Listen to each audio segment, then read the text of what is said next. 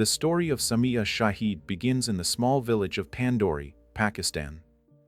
This is the place where the Shahid family originated, who later decided to seek a better life in Great Britain.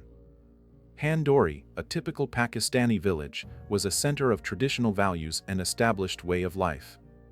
Here, everyone knew their neighbor, and family ties were valued above all else. Chaudhry Muhammad and Imtiaz, Samia's parents, grew up in this environment where Islamic traditions and cultural customs shaped the worldview of every resident. They belonged to the Sunni branch of Islam, the largest sect of this religion. Sunni Islam, with its emphasis on adhering to traditions and respecting family values, deeply influenced their lives and future decisions.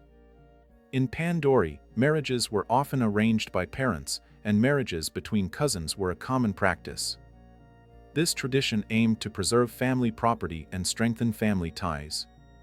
Chaudhry Muhammad and Imtiaz themselves were cousins, and their marriage was the result of such an arrangement. Seeking a better life for their family, Chaudhry Muhammad and Imtiaz decided to emigrate to Great Britain. They settled in Bradford, a city in West Yorkshire, which already had a significant South Asian community. On November 15, 1987, Samia Shahid was born in this city. Bradford, the sixth largest city in England, became home to many immigrants from South Asia. Here, the Shahid family found their place among a community that tried to preserve its traditions and culture in a new environment. Samia grew up with her sister Mida surrounded by a large family that quickly gained influence in the local community. Samia's parents, like many other immigrants, worked hard to ensure a better future for their children. They opened their own limousine and car rental business, which became successful. Other family members also developed their businesses. Samia's uncle owned a fish and chips shop, another owned a flower shop. This entrepreneurial spirit of the Shahid family helped them establish themselves in the new society and ensure financial stability. Samia's childhood and youth were influenced by two different cultures, British and Pakistani. As a second-generation immigrant, she constantly balanced between the values and traditions of her Pakistani heritage and the realities of life in a Western country. On one hand, Samia attended a British school, interacted with local peers, and was immersed in Western pop culture. She loved fast cars, was fascinated by makeup and fashion. Her friends described her as a cheerful, sociable, and active girl who was always the center of attention. On the other hand, at home, Samia lived in a world of Pakistani traditions. The Shahid family, while providing girls with the opportunity to receive a Western education, remained devoted to their Muslim faith and cultural customs. They were Sunni Muslims, and religion played an important role in their daily lives. This duality often created an internal conflict for Samia. She loved her family and respected their traditions, but she also longed for the freedom and independence she saw in her British peers. For example, although Samia loved driving, she wasn't allowed to do so due to cultural restrictions. However, according to her friends, she sometimes secretly rented a car and drove, enjoying the speed and freedom. Samia worked part-time at the Bradford post office but received significant financial support from her father. Chaudhry Muhammad, like a typical Pakistani father, spared no expense for his beloved daughter's wishes. This generosity, however, was often accompanied by high expectations regarding Samia's behavior and her dedication to family values. At the same time, Samia's sister, Mida, had a somewhat different view on life. Although the details of their relationship are not fully disclosed in the sources, it seems that Mida was more inclined towards a traditional lifestyle. These differences between the sisters could create additional tension in the family. In 2012, when Samia turned 25, her parents decided it was time for her to get married. This decision reflected traditional Pakistani values, where marriage is seen not only as a union of two people but also as a unification of two families. Although Sunni Islam, which the family adhered to, did not require arranged marriages, such practice was still encouraged in their culture. Samia's parents approached the choice of a husband for their daughter with all seriousness. They were looking for a candidate who would meet their idea of an ideal son-in-law, from a good family, with an appropriate social status, and, most importantly, someone who would share their cultural and religious values. After careful consideration, they settled on Chaudhry Muhammad Shakil. Shakil was Samia's cousin and came from their native village of Pandori in Pakistan. The choice of a relative as a future husband was not accidental. Among British Pakistanis, marriages between cousins were a common practice, often with the aim of preserving land ownership within the family and strengthening family ties. However, Shakil had an ambiguous reputation. He had recently been released from prison, where he had served a sentence for shooting another man over a land dispute. This fact caused concern for Samia, but her parents seemed to not give it much importance, perhaps believing that marriage would help Shakil get on the right path. When Samia was informed about the plans for her marriage, she found herself faced with a difficult choice. On one hand, she had grown up in Britain and dreamed of romantic love and marriage by her own choice. On the other hand, she deeply respected her parents and didn't want to disappoint them. Moreover, the concept of family honor, deeply rooted in their culture, put significant pressure on her. Samia shared her doubts with close friends. She told them that she saw Shakil more as a brother than a potential husband. She also expressed concern about his past and character.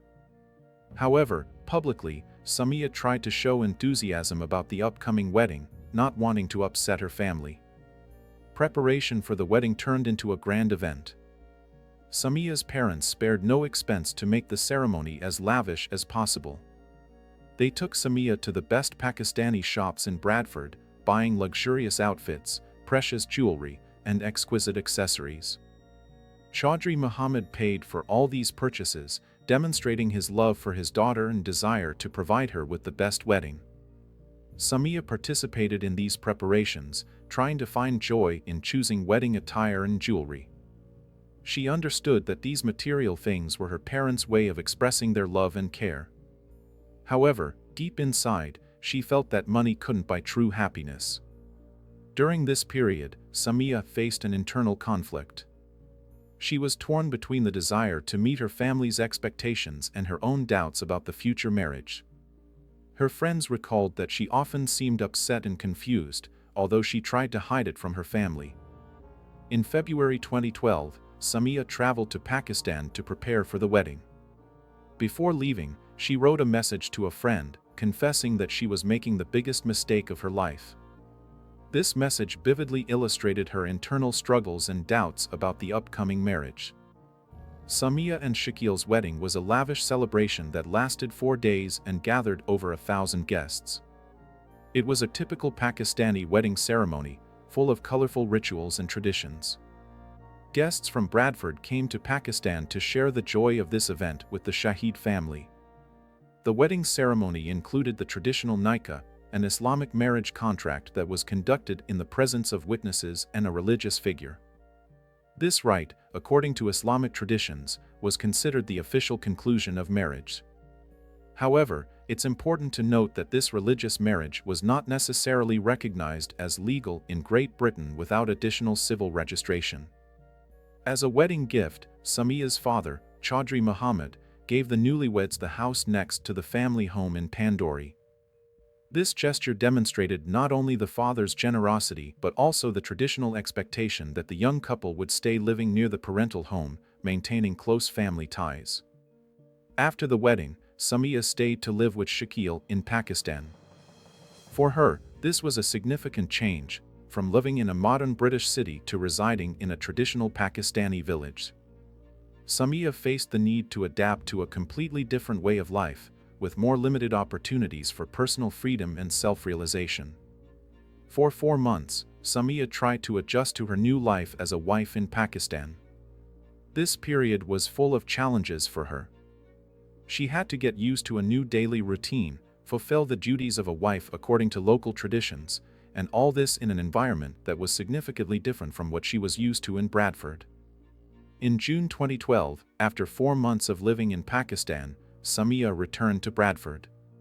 Her husband, Shakil, remained in Pakistan, waiting for immigration documents to be processed. This moment became critical in their relationship, as distance and cultural differences began to create additional tension. Upon returning to Bradford, Samia had to apply for a visa for Shaquille so that he could become a British citizen. This process was an important step for uniting the couple in Great Britain. However, according to Samia's friends, she was not in a hurry with this process, which could indicate her doubts about the future of their marriage. Samia's friends noticed significant changes in her behavior after her return. She became more withdrawn, nervous, and agitated, especially when the conversation turned to Shaquille or their marriage. These changes indicated an internal conflict and discomfort that Samia was feeling. Despite living in different countries, Shaquille insisted on daily video calls via Skype and constant communication throughout the day. This demand created additional pressure on Samia, limiting her personal freedom and ability to lead her usual life in Britain. In August 2012, the situation escalated. Samia left a voice message to a friend expressing a desire to die, talking about hating her life and not wanting to be Shaquille's wife anymore. This message vividly demonstrated the depth of her emotional stress and dissatisfaction with the marriage. It's important to note that there are different views on Samia's situation during this period. Her sister Madiha later claimed that Samia boasted about her lavish wedding and talked about happiness in marriage. This discrepancy in testimonies underscores the complexity of the situation and the possible difference between how Samia presented her life publicly and what she actually felt. A documentary about this case shows a photograph of Samia with a black eye, dated August 2012. Although the exact origin of this bruise is not established, its presence raises questions about possible violence in the relationship. However, it's important to note that this photograph could have been taken at a different time, and the date of its sending to a friend does not necessarily correspond to the date of the incident itself. In December 2012, after approximately 6 months of living in Bradford, Samia returned to Pakistan again to live with Shaquille. This decision could have been the result of family pressure or an attempt to save the marriage. However, according to her friends, the situation did not improve and Samia was still not happy. In June 2013, Samia returned to Bradford again after 6 months of living with Shaquille in Pakistan. This time, friends noticed significant changes in her behavior. She seemed happier, more communicative, and lively. The reason for these changes soon became clear: Samia had met someone new. This person was Syed Mukhtar Kazim, whom friends called Ali. He, like Samia, had Pakistani origins but possessed British citizenship and worked in Dubai. Their acquaintance began on the internet, where they initially established a friendly relationship.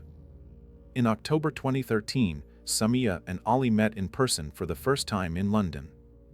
This meeting became a turning point in Samia's life. According to her, there was an immediate strong mutual attraction between them. Ali embodied everything Samia desired in a man. He was loving, caring, kind, and understanding. Samia opened up to Ali, telling him about her difficult situation with Shaquille. She shared her feelings about the marriage, which she considered imposed, and how she felt controlled and unhappy. Ali, for his part, couldn't understand how a father could turn his daughter into an object for exchange or sale. Their relationship developed quickly, but both were aware of the risks associated with their connection. In a culture where divorce and extramarital relationships were strongly condemned, their love could have serious consequences.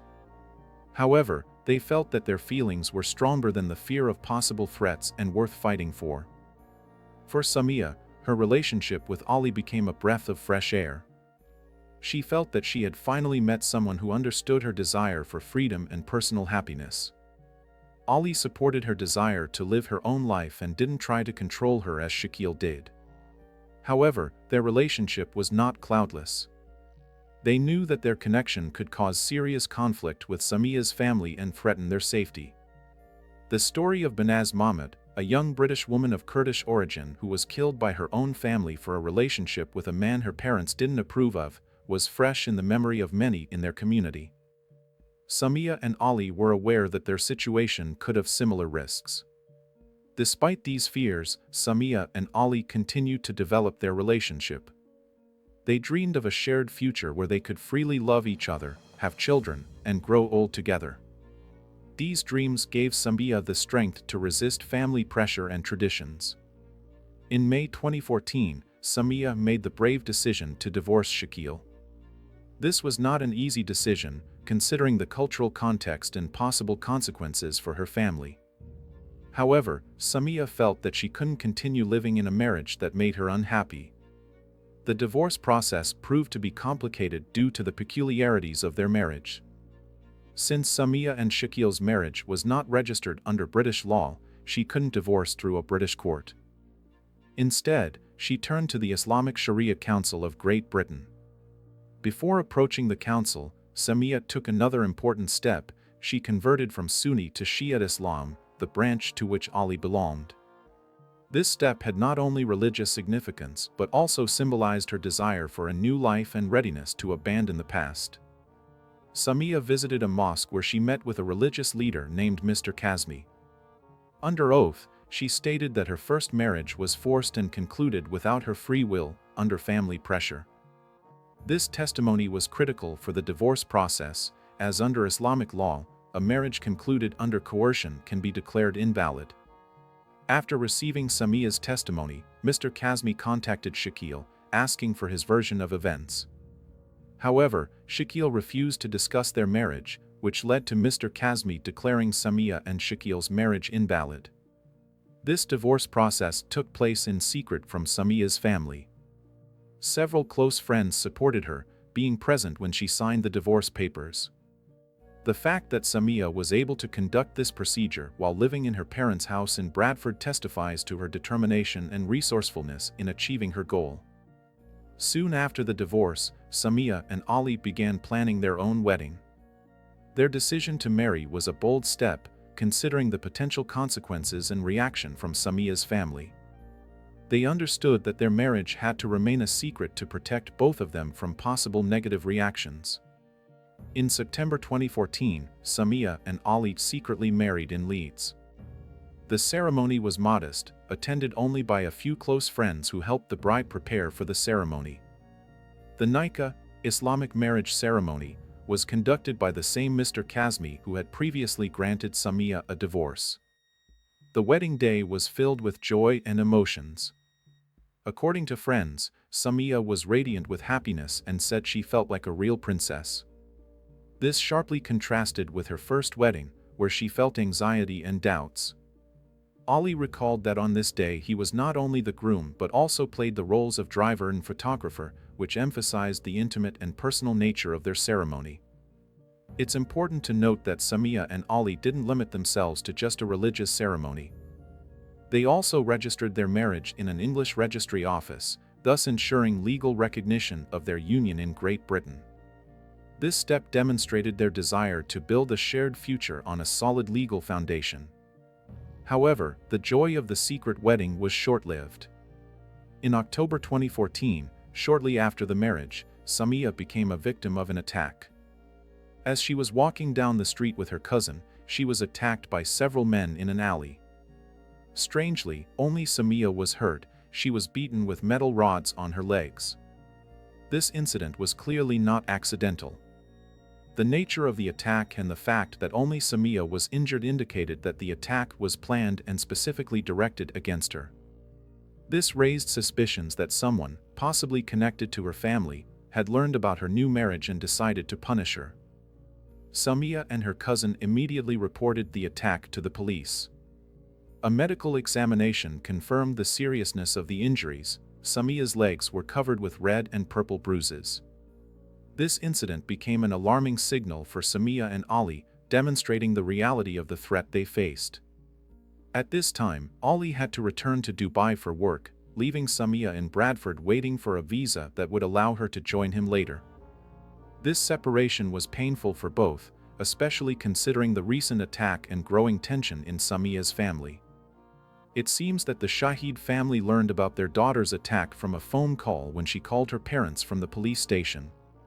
However, instead of support, Samia faced a stream of insults. The police heard the entire conversation, while Samia's mother, Imtiaz, didn't know that others were listening. Samia deliberately did this to show the police the toxic environment in which she had been living recently.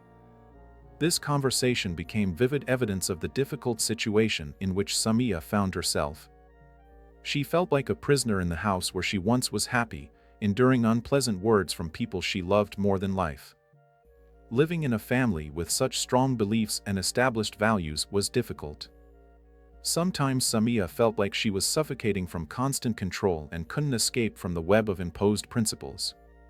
For Samia, who grew up in Western culture and was used to relying on her parents for everything, a different life seemed unreal, a life where she could make her own decisions and make her own choices.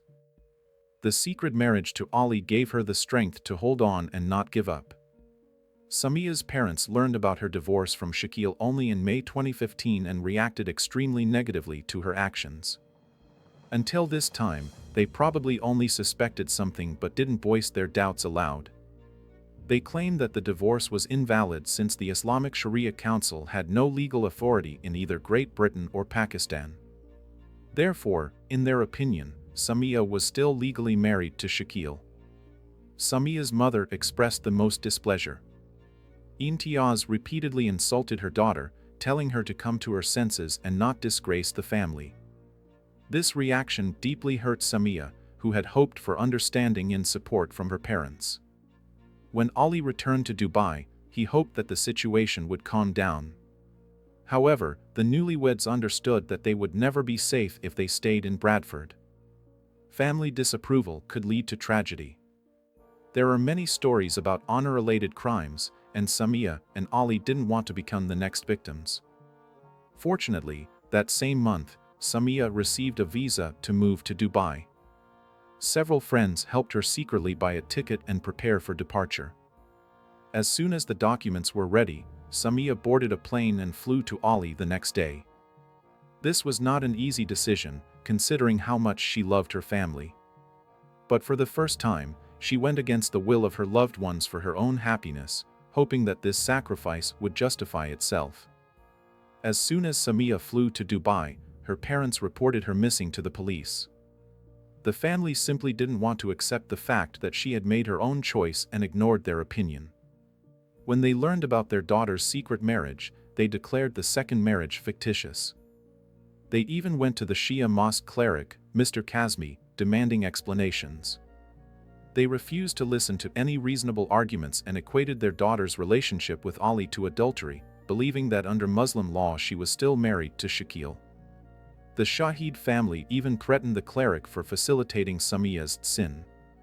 Mr. Kazmi reported the threats to the police, and the authorities provided him with some safety advice. Meanwhile, Samia was extremely happy in Dubai. She enjoyed a carefree, free life full of love. She drove a car, cooked, and was deeply in love with her husband, Ali. Samia openly shared her happiness on social media. She and Ali couldn't wait to become parents. Samia very much wanted a child and dreamed of becoming a mother as soon as possible. At the same time, Samia couldn't completely let go of ties with her family and wanted to exist in both worlds, in Bradford and Dubai. She always dreamed of raising her future children in Great Britain so that they would become British. Samia had spent almost all of her conscious life in England, surrounded by a large family, and couldn't imagine that this tension between her and her loved ones would last forever. Samia talked to her parents almost every day, trying to convince them that she wasn't guilty and just wanted to be happy. Every minute of her marriage to Shakil had been a burden for her. She wanted her parents to love Ali as much as she did and accept her choice. More than anything, Samia dreamed of seeing her father together with Ali, but unfortunately, her dream was not destined to come true. Instead, Chaudhry Muhammad called the fake son-in-law and asked him to leave his daughter alone. Naturally, Ali refused, stating that Samia was now his lawful wife and he wouldn't give her up. In Muhammad's eyes, the new husband didn't become part of the family, partly because he wasn't a Sunni Muslim. Moreover, their marriage was conducted secretly, without parental approval. Reputation and family honor are of great importance in some cultures. Ali and Samia, in the opinion of her parents and other relatives, showed disrespect to the Shahid family, and now everyone would point fingers at them. In their eyes, a woman's desire to live her own life was an unthinkable luxury and a betrayal of the family. In June 2016, Samia learned that Shakil's mother, her aunt, had died. Samia was very upset. She loved her aunt and wanted to go to Pakistan for the funeral. But she knew that the trip would be risky and dangerous, especially considering that many, including Shakil's relatives, thought that she had disgraced them and brought shame to the family. Ali advised against going, and she agreed that it was better to stay in Dubai. Samia's father, Muhammad, was also struggling with health problems. He suffered from diabetes. One day, Samia received a call from her mother and sister Mida. They said that during their stay in Pakistan, their father's health had significantly deteriorated, and he might not have much time left. Samia would never forgive herself if her father died and she didn't say goodbye to him. So after long deliberation, she made the final decision to go to Pakistan. Ali didn't agree with her choice. He was very upset but felt helpless. After all, it was her father. How could he stop her? If something happened to Chaudhry Muhammad and she wasn't there, Samia would never forgive herself. Besides, Mida had already booked her a plane ticket. Thus, feeling enormous fear for his wife, Ali still drove her to the airport. He said that she could still change her mind. Excited about the upcoming meeting with loved ones she hadn't seen for a long time, Samia assured her husband that she would be all right. They said goodbye. Samia boarded the plane and on July 14, 2016, flew to Pakistan. Before the flight, she sent a message to a friend saying, "Pray that I come back alive." On the first night in Pakistan, Samia stayed at a friend's house. She left her documents and return ticket there for safety. Throughout her stay, she maintained constant contact with Ali, assuring him of her safety. She spent all her time in Pakistan with her family. On July 18, she visited her aunt's grave with her father. On July 19, Ali told her about a bad dream he had, to which she responded by asking him to pray for her safe return to Dubai. She was supposed to fly home in 2 days, but on July 20, Samia stopped responding to messages. Ali's messages remained unread, and this silence greatly worried him. That evening, a distressed man called the Pandori police station, reporting the death of his daughter. When the police arrived at the specified address, they found a woman's body at the foot of the stairs. She was dead, and it was Samia.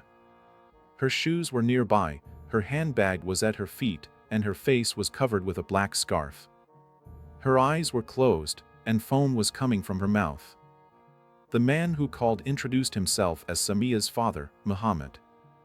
He told the officers that his daughter lived in this house with her husband Shakil, and pointed to the stairs from which she allegedly fell and died.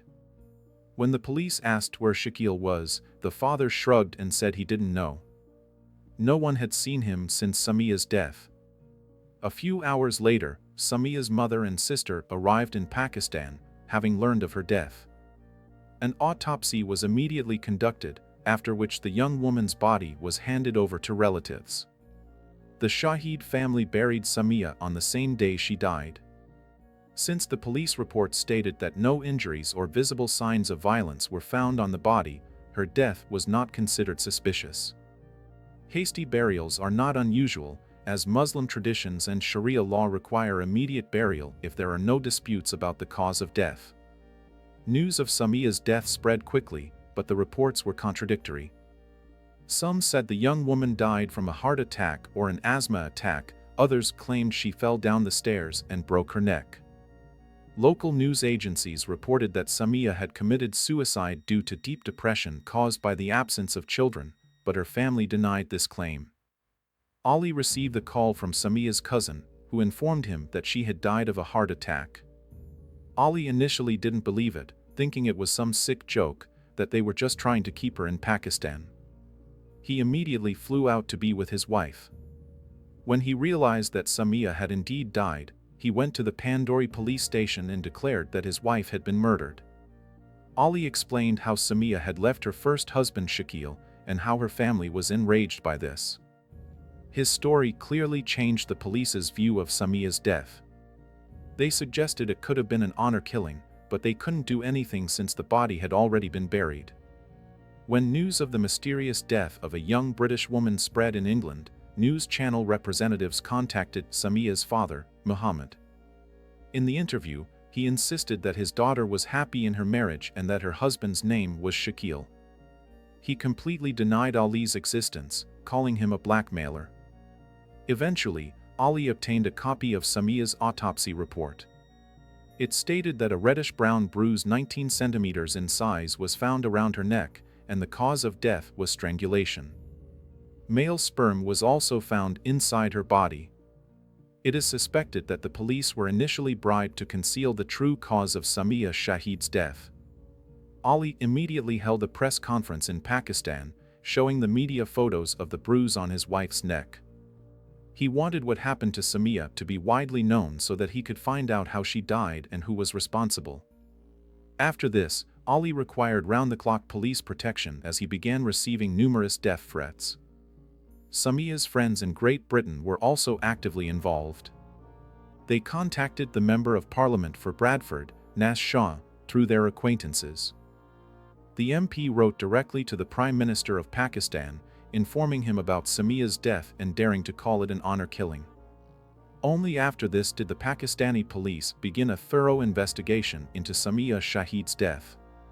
Nas Shah's intervention had consequences. 2 people from Bradford were arrested for threatening the MP 8 days after Shakil's escape. He was found and brought in for questioning along with Samia's father, Chaudhry Muhammad. Shakil confessed that he wanted to force his wife to annul her marriage to Ali and stay with him in Pakistan. He was enraged that she had left him and prevented him from moving to Great Britain. On the morning of July 20th, he searched Samia's belongings for her passport and return ticket but found nothing. Shakil tried to stop her from returning, but Samia refused. Enraged, he pushed her onto the bed and raped her. His sperm was found inside her body. Then Samia tried to escape from the house where she had felt trapped throughout their marriage, but her ex-husband caught up with her, wrapped her scarf around her neck, and squeezed tightly. Samia's father, Muhammad, denied any involvement. This time the police didn't believe the story about a happy marriage. Investigators believed that both the Shahid family and Shakil's family felt disrespected by Samia's attempt to divorce, marry another man who wasn't a Sunni Muslim, and flee with him to Dubai, thereby ruining Shakil's chances of moving to Great Britain and disgracing the family. The problem lay in the lack of sufficient evidence. Although Samia's death was recognized as murder, it was impossible to prove who exactly killed her. In September 2018, after 2 years in custody, Shakil was released on bail. Despite his confession to the police, this was not enough for a conviction in Pakistan. In 2019, Shakil married for the second time to a British Pakistani woman and applied for a visa to enter Great Britain, as this was his ultimate goal. However, MP Nas Shah ensured that the visa was denied. After 4 months of imprisonment, Chaudhry Muhammad Shahid, Samia's father, appealed to the Supreme Court and was released due to insufficient evidence. The court found the evidence insufficient to keep him in custody. In January 2018, he was hospitalized due to kidney failure and died in a Lahore hospital at the age of 52. In October 2018, arrest warrants were issued for Samia's mother and sister, but they managed to return to Great Britain. From there, Meeta gave a completely different version of events. She claimed that their family was free and their parents never forced them into anything. Instead, according to her, Samia often complained to her about life with Ali, saying that he had taken all her money and she was living in poverty in Dubai. She even sent photos showing that her life was far from luxurious. Meeta believed that these accusations had ruined their family, tarnished their reputation, and left them in poverty due to false claims. Regardless of this, it doesn't change the tragic fact that a young woman was sent to her death at the peak of her life by those she trusted and loved. Samia Shahid's death caused widespread resonance both in Great Britain and Pakistan. This tragedy drew attention to the problem of honor killings and women's rights in some cultures. Her story became a symbol of the struggle between traditional values and the desire for personal freedom. Samia's case highlighted the complexity of cultural conflicts in the modern globalized world, where traditional practices clash with modern concepts of human rights and individual autonomy. It also highlighted the problems faced by women in some communities where family honor is considered more important than personal happiness and safety. This story leaves us with many questions about the balance between cultural traditions and personal freedom. It demonstrates how deeply rooted cultural norms can affect people's lives, especially women, even in modern Western societies. Samia's case also sparked discussions about the effectiveness of legal systems in protecting women from honor-related violence.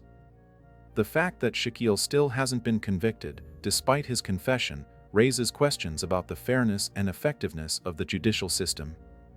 The story of Samia Shahid continues to influence public opinion and policy.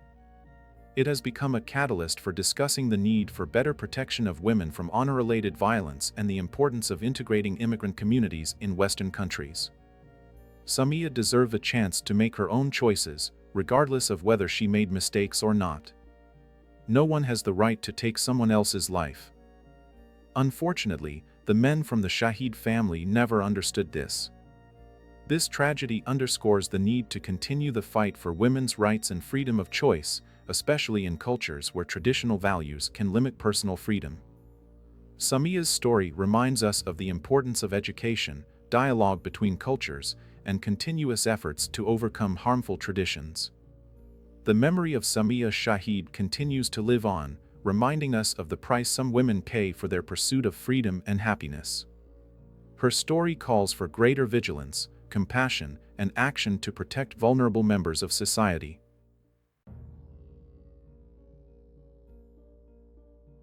In the world of social media, where anyone can create an ideal image of their life, April Holt's story unveils a dark reality often hidden behind bright filters and happy posts. A young mother of two, successful entrepreneur, and popular influencer with over 200,000 followers on TikTok, April seemed to embody the American dream. Her videos about positive thinking and manifesting success inspired thousands of people. But on July 28, 2023, this illusion of a perfect life shattered when April was found unconscious in the bathroom of her own home, with a plastic bag over her head. What initially appeared to be a tragic accident or perhaps an act of desperation soon evolved into a convoluted story of betrayal, hidden violence, and a mother's relentless fight for justice. This case not only exposes the dark side of influencer life but also calls into question our ability to distinguish between reality and fiction in the era of social media. April Holt's story is a narrative about how a terrible truth can hide behind a perfect facade, and about the power of one person to change the course of justice. April Lynn Holt was born on July 6, 1994 in Altamonte Springs, Florida, to parents Dershawn Hicks and Jamie Woods. She spent her childhood in Murfreesboro, Tennessee, where she grew into a vibrant and ambitious individual. April graduated from Riverdale High School in 2012, after which she began her journey towards professional success and recognition. As an adult, April chose a career as a lash technician, specializing in eyelash extensions. She demonstrated entrepreneurial skills by starting her own business and becoming self-employed. Her professional abilities and dedication to her craft quickly brought her success in this field. Alongside her career development, April actively built her presence on social media, especially on the TikTok platform. Her account quickly gained popularity, reaching over 200,000 followers. April created content focused on positive thinking, spiritual development, and coaching. She shared advice with her audience on personal growth, manifesting desired outcomes in life, and overcoming challenges. In her personal life, April became a mother to two children. Her older daughter, Serenity Dickerson, was born when April was still a teenager. Later, in her marriage to Donovan Holt, their son Denzel was born. April often showcased her family life on social media, creating an image of a happy family.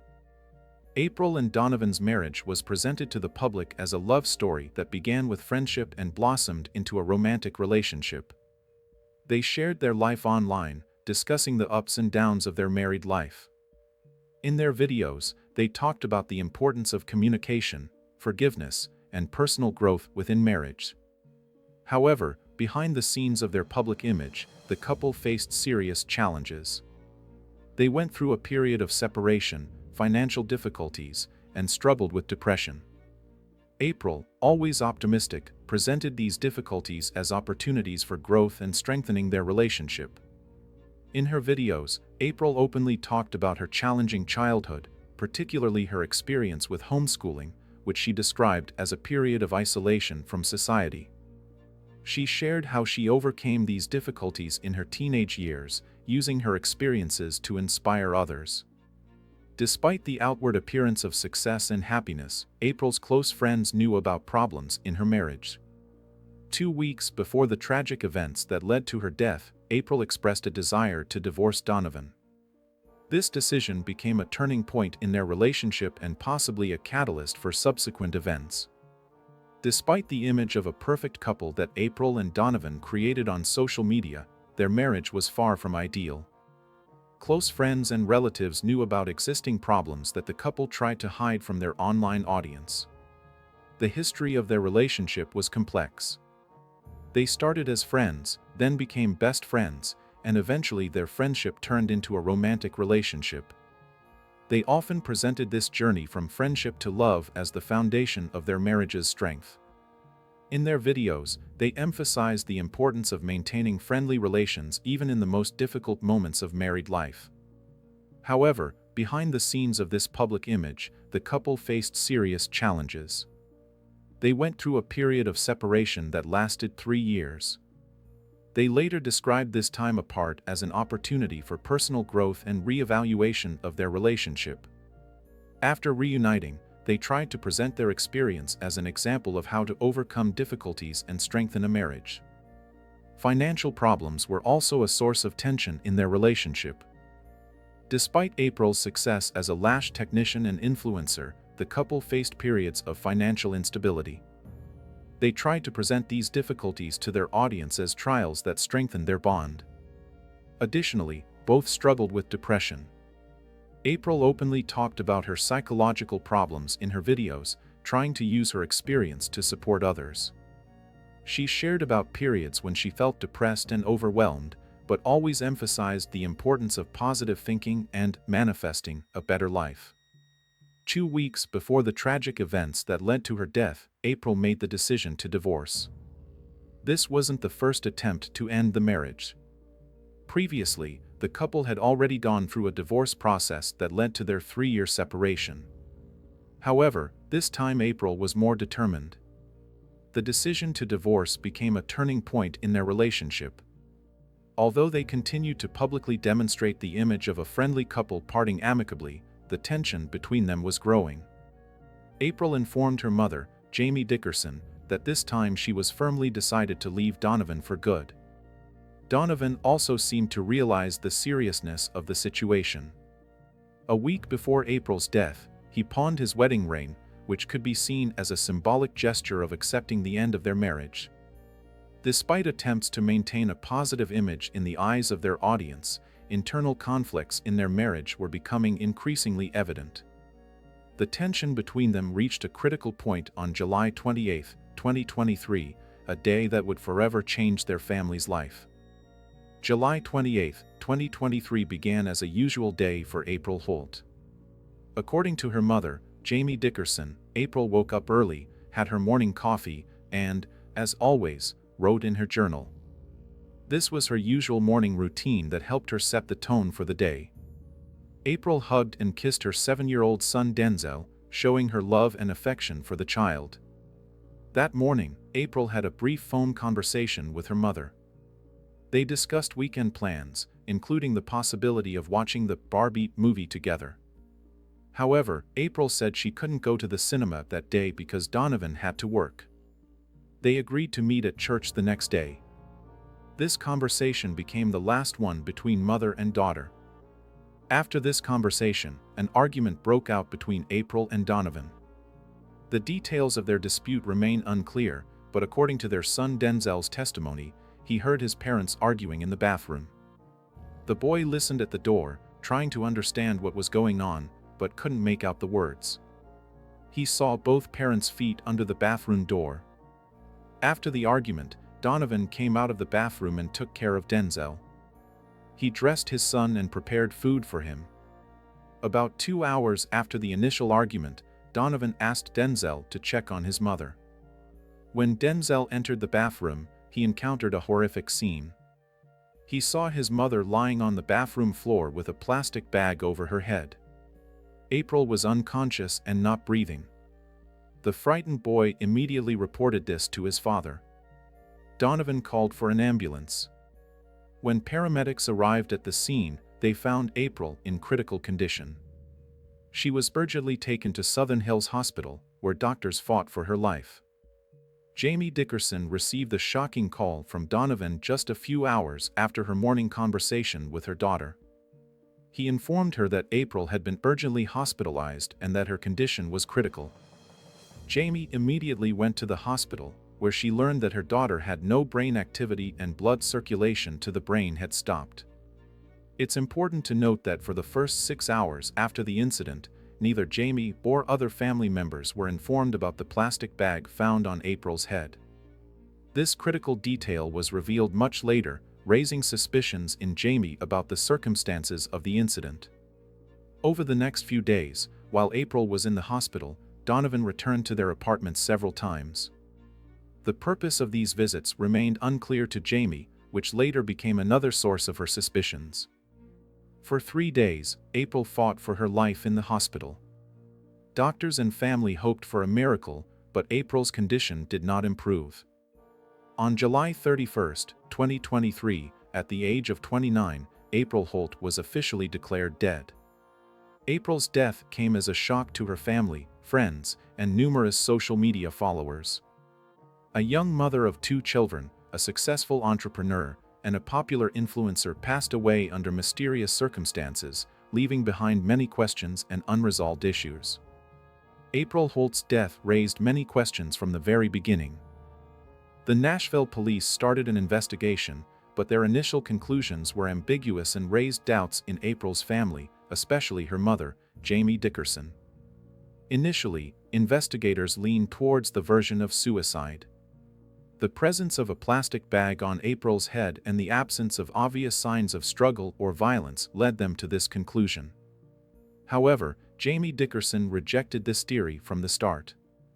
She was convinced that her daughter would never voluntarily leave her children. Jamie began her own investigation, carefully examining all available facts and testimonies. She drew attention to several key points that, in her opinion, contradicted the suicide version. 1. Timing: April had filed for divorce just 2 weeks before her death. Jamie believed this indicated her daughter's desire to start a new life, not end it. 2. Donovan's behavior: Jamie noted that Donovan's behavior at the hospital seemed strange to her. He didn't show the reaction one would expect from a husband whose wife is between life and death. 3. Return to the apartment: the fact that Donovan returned to their apartment several times after the incident raised suspicions in Jamie. 4. Denzel's testimony: the 7-year-old son's account of hearing his parents argue before the incident became an important element in Jamie's investigation. Jamie insisted on a thorough autopsy of April's body. When the autopsy results were released in November 2023, they didn't meet Jamie's expectations. The medical examiner concluded that the cause of death was asphyxiation but classified the death as suicide. This determination didn't satisfy Jamie.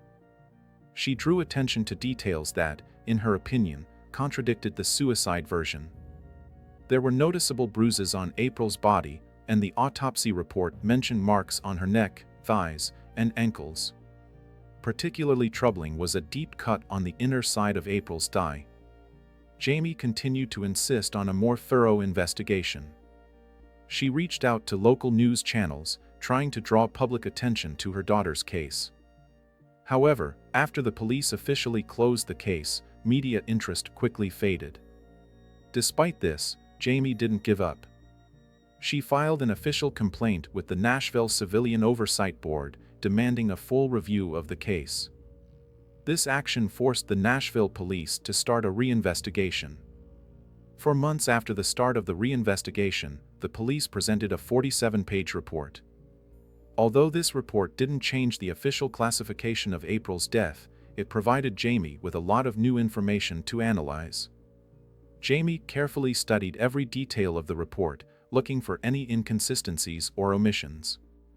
She spent hours comparing different testimonies and analyzing the timeline of events on that fatal day. Parallel to her own investigation, Jamie fought for custody of her grandchildren. She believed that the children, especially Denzel, who witnessed the events of that day, needed a stable and safe environment. Jamie also used social media to draw attention to April's case. She regularly posted updates about the progress of the investigation and shared memories of her daughter. These posts quickly gained popularity, creating an online support community demanding justice for April.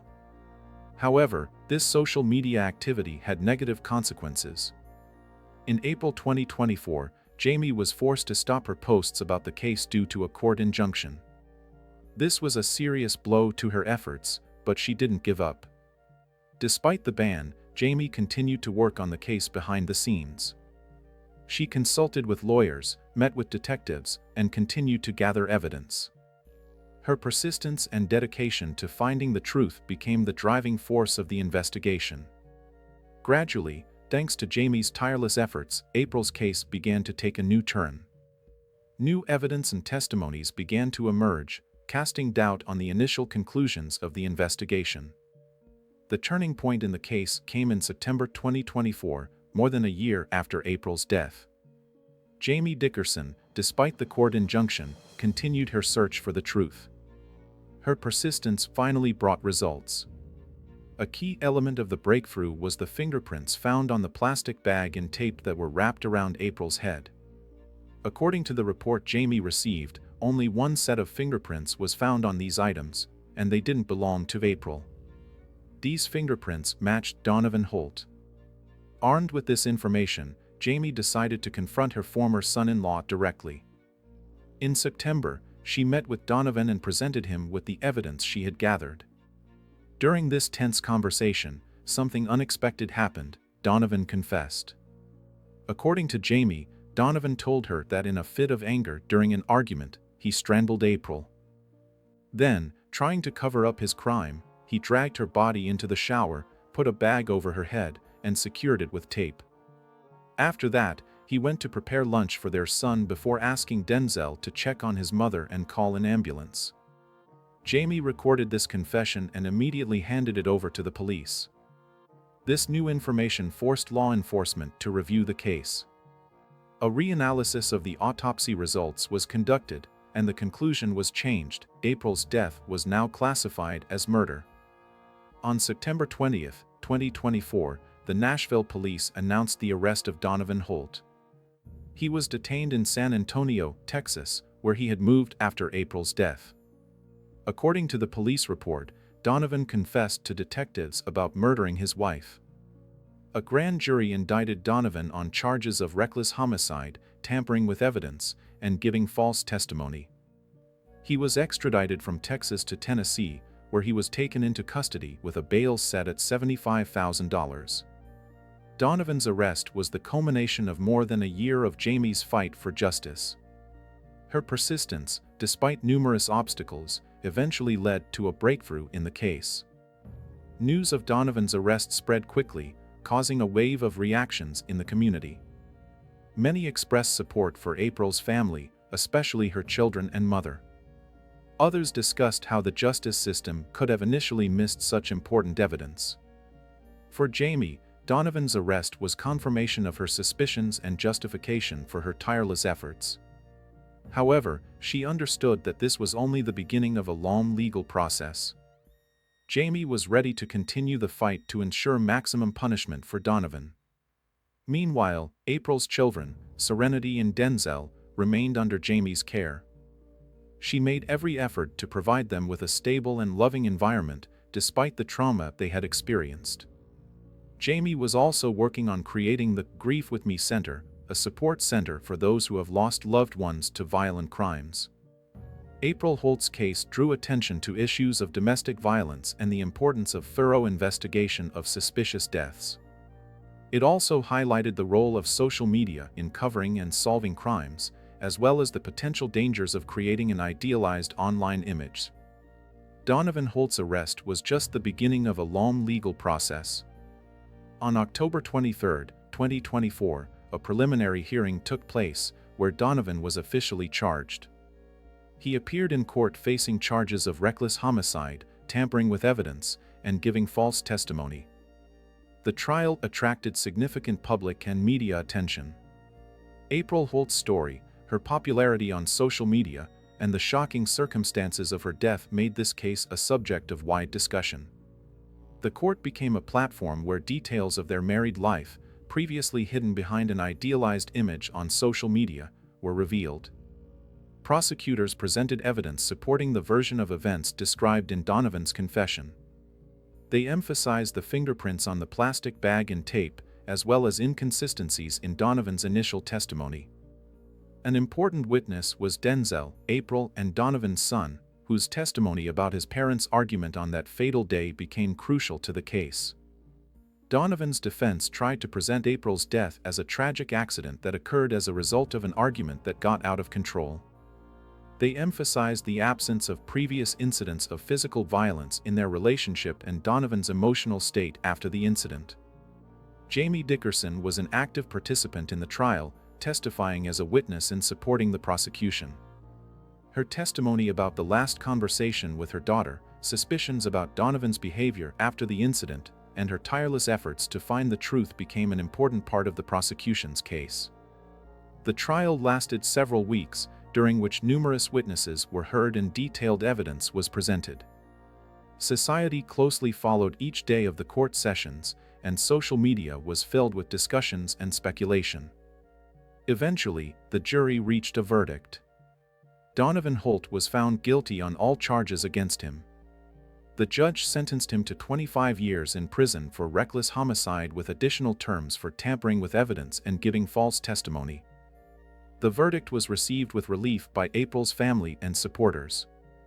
Jamie Dickerson, speaking to the press after the sentencing, expressed mixed feelings, relief that justice had finally prevailed, but also deep grief for her lost daughter. April Holt's case had a significant impact on society. It drew attention to the issue of domestic violence, especially in the context of couples who seem perfect on social media. Many organizations fighting domestic violence used this story to raise awareness and encourage victims to seek help. Additionally, the case sparked discussions about the need for more thorough investigations of suspicious deaths, especially when it comes to young women. Many experts criticized the initial investigation, pointing out omissions that could have been detected earlier. For April's children, Serenity and Denzel, the verdict meant a certain measure of closure, but also the beginning of a new stage in their lives. Jamie Dickerson continued to care for them, trying to provide the stability and support they needed. The Grief With Me Center, founded by Jamie, became an important resource for families who have experienced similar tragedies. The center offered counseling, support groups, and various programs aimed at helping people cope with grief and trauma. April Holt's death and the trial of Donovan deeply affected the lives of many people, especially her family. April's children, Serenity and Denzel, faced the difficult task of adapting to life without both parents.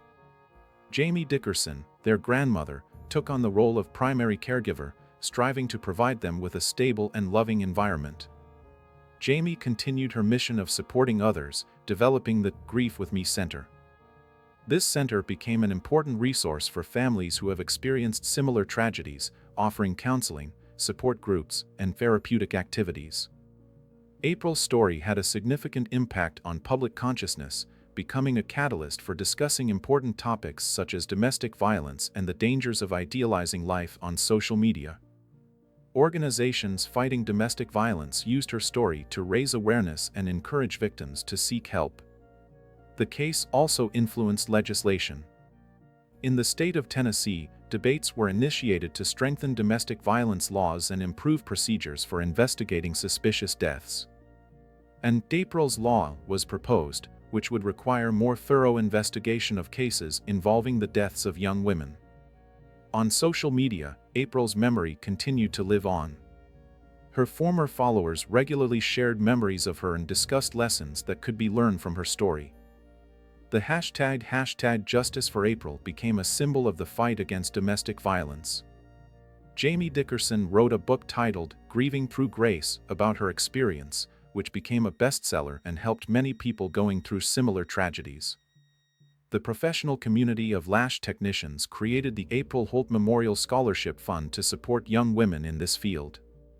The April Holt case generated numerous discussions about the nature of truth, justice, and the role of various institutions in achieving them. It highlighted both the strengths and weaknesses of the justice system, media, and social networks. A key lesson was the importance of persistence in seeking truth. Jamie Dickerson's tireless efforts underscored the role that individuals can play in achieving justice, even when facing resistance from official institutions. The case prompted a critical look at the work of law enforcement agencies, emphasizing the need for more thorough and unbiased investigations. The role of social media proved ambiguous, sparking discussions about the authenticity of online representations and the potential dangers of excessive reliance on social networks. April's story became a catalyst for discussing broader social issues such as domestic violence, mental health, and the importance of supporting loved ones. It highlighted the need for greater awareness and early intervention. For the legal system, this case became an important lesson, leading to a reassessment of investigation procedures.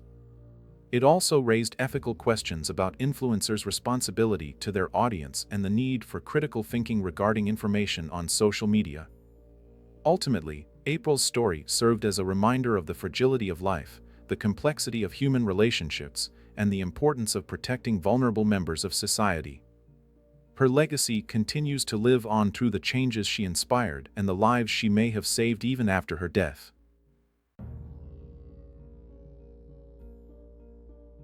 In October 2020, the life of 23-year-old Maricela Botelho Valadez unexpectedly came to an end, becoming the center of a complex criminal case that shook Dallas and attracted attention across America.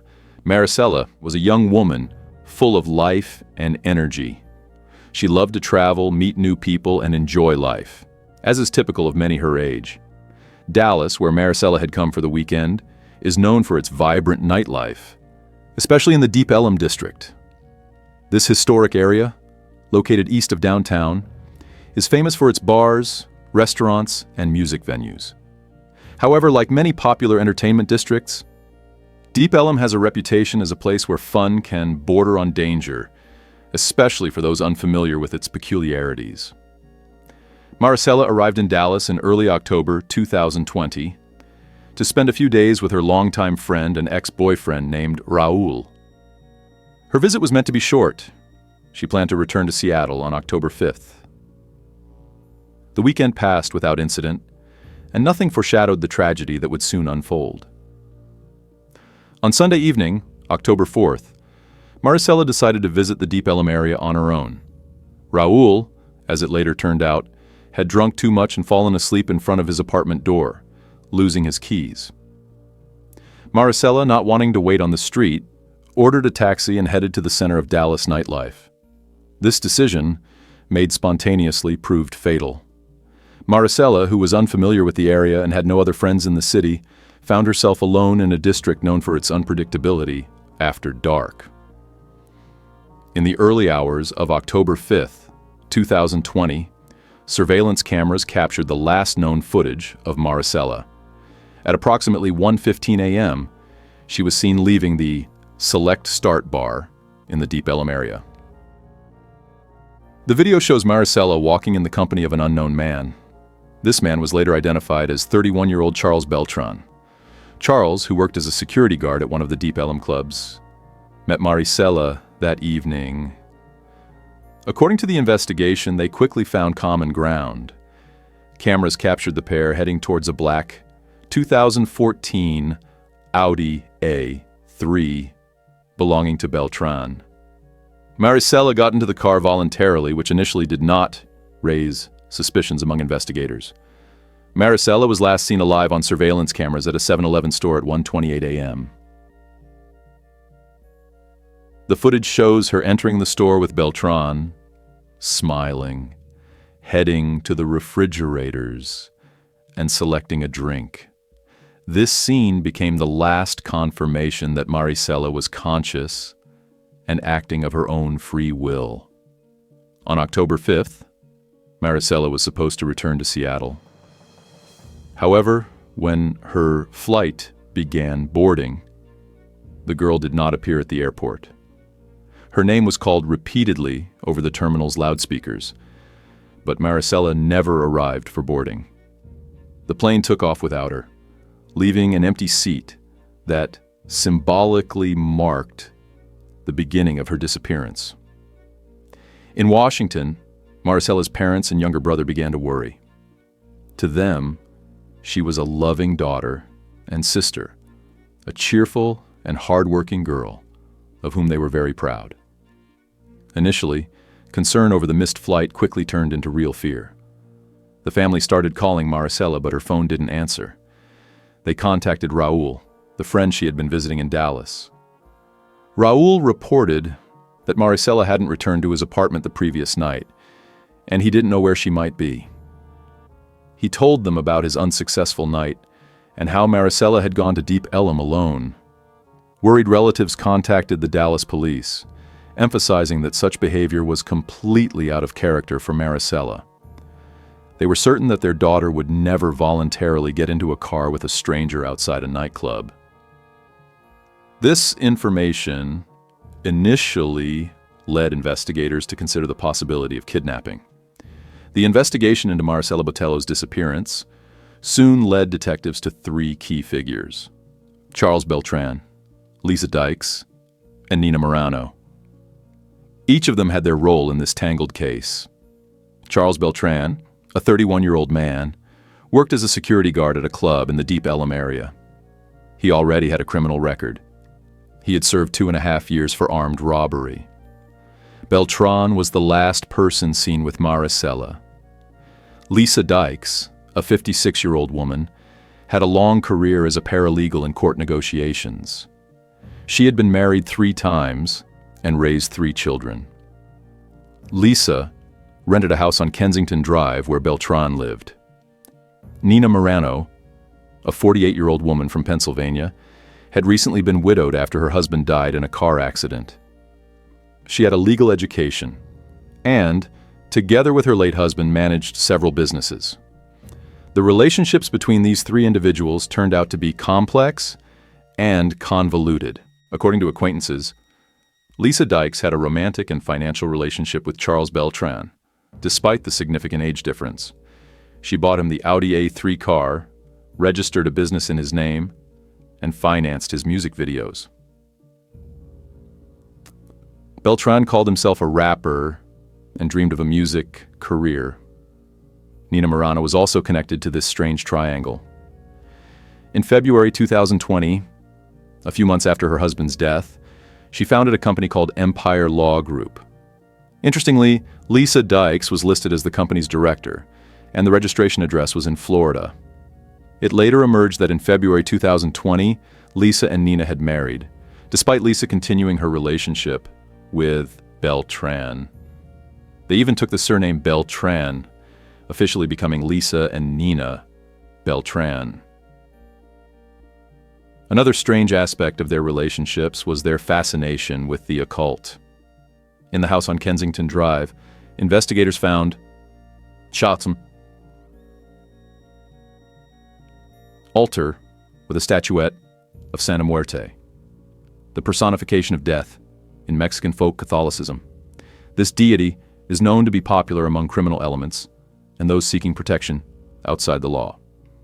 The investigation into Maricela Botelho's disappearance began to gain momentum when detectives analyzed mobile phone data. Geolocation data showed that in the early hours of October 5th, the phones of Maricela, Charles, Lisa, and Nina were all located in the house on Kensington Drive. This became the first serious evidence that all three suspects were together with Maricela on the night of her disappearance. The next step was the discovery of Charles Beltran's car. The black 2014 Audi A3 was found in New York. Forensic examination revealed hair samples in the car's trunk, which were later identified as belonging to Maricela. On October 14th, 10 days after Maricela's disappearance, police obtained a warrant to search the house on Kensington Drive. What they found there was shocking. The house looked as if its occupants had hastily packed their belongings and fled. Closets were open, trash was scattered on the floor and countertops. A mattress stood in the hallway, leaning against the wall. The most disturbing find was a section of carpet in the guest bedroom where Beltran lived. It was noticeable that the carpet had been recently thoroughly cleaned, but reddish-brown stains were still visible underneath. Forensic experts applied a special reagent that gives a positive reaction to the presence of blood. The result was positive, and further analysis confirmed that the blood belonged to Maricela Botelho. When the police began their investigation, all three suspects suddenly disappeared. Charles Beltran was the first to go underground. Interestingly, he continued to update his social media, posting photos from various locations, and even shot a mini music video. Investigators assumed this could have been an attempt to throw them off track. Lisa Dykes and Nina Morano also suddenly vanished. They quit their jobs and seemed to have vanished into thin air. Their escape only intensified the investigators' suspicions. Phone records of Lisa and Nina showed that on the night after Maricela's disappearance, they drove to a wooded area south of Dallas, near the town of Hutchins. This area was not far from the house Lisa had rented for 4 years before moving to Kensington Drive. This information became crucial for the further development of the case. On March 24, 2021, almost 6 months after Maricela's disappearance, a breakthrough moment occurred in the investigation. A woman walking her dog in a wooded area near Wilmer, Texas, about 15 miles from Dallas, stumbled upon human remains. The location of the find corresponded to the area where Lisa and Nina's mobile phone signals had previously been recorded. Police immediately cordoned off the area and began a thorough examination of the site. Forensic examination confirmed the worst fears. The remains found belonged to Maricela Botelho Valadez. Due to the long time that had passed since death and environmental influences, the exact cause of death could not be determined. The news of the discovery of Maricela's body shook the communities of Dallas and Seattle. The girl's family, who had lived in uncertainty and hope for months, now faced the cruel reality. Their worst fears were confirmed, and now they demanded justice for their daughter and sister. The discovery of Maricela's remains took the investigation to a new level.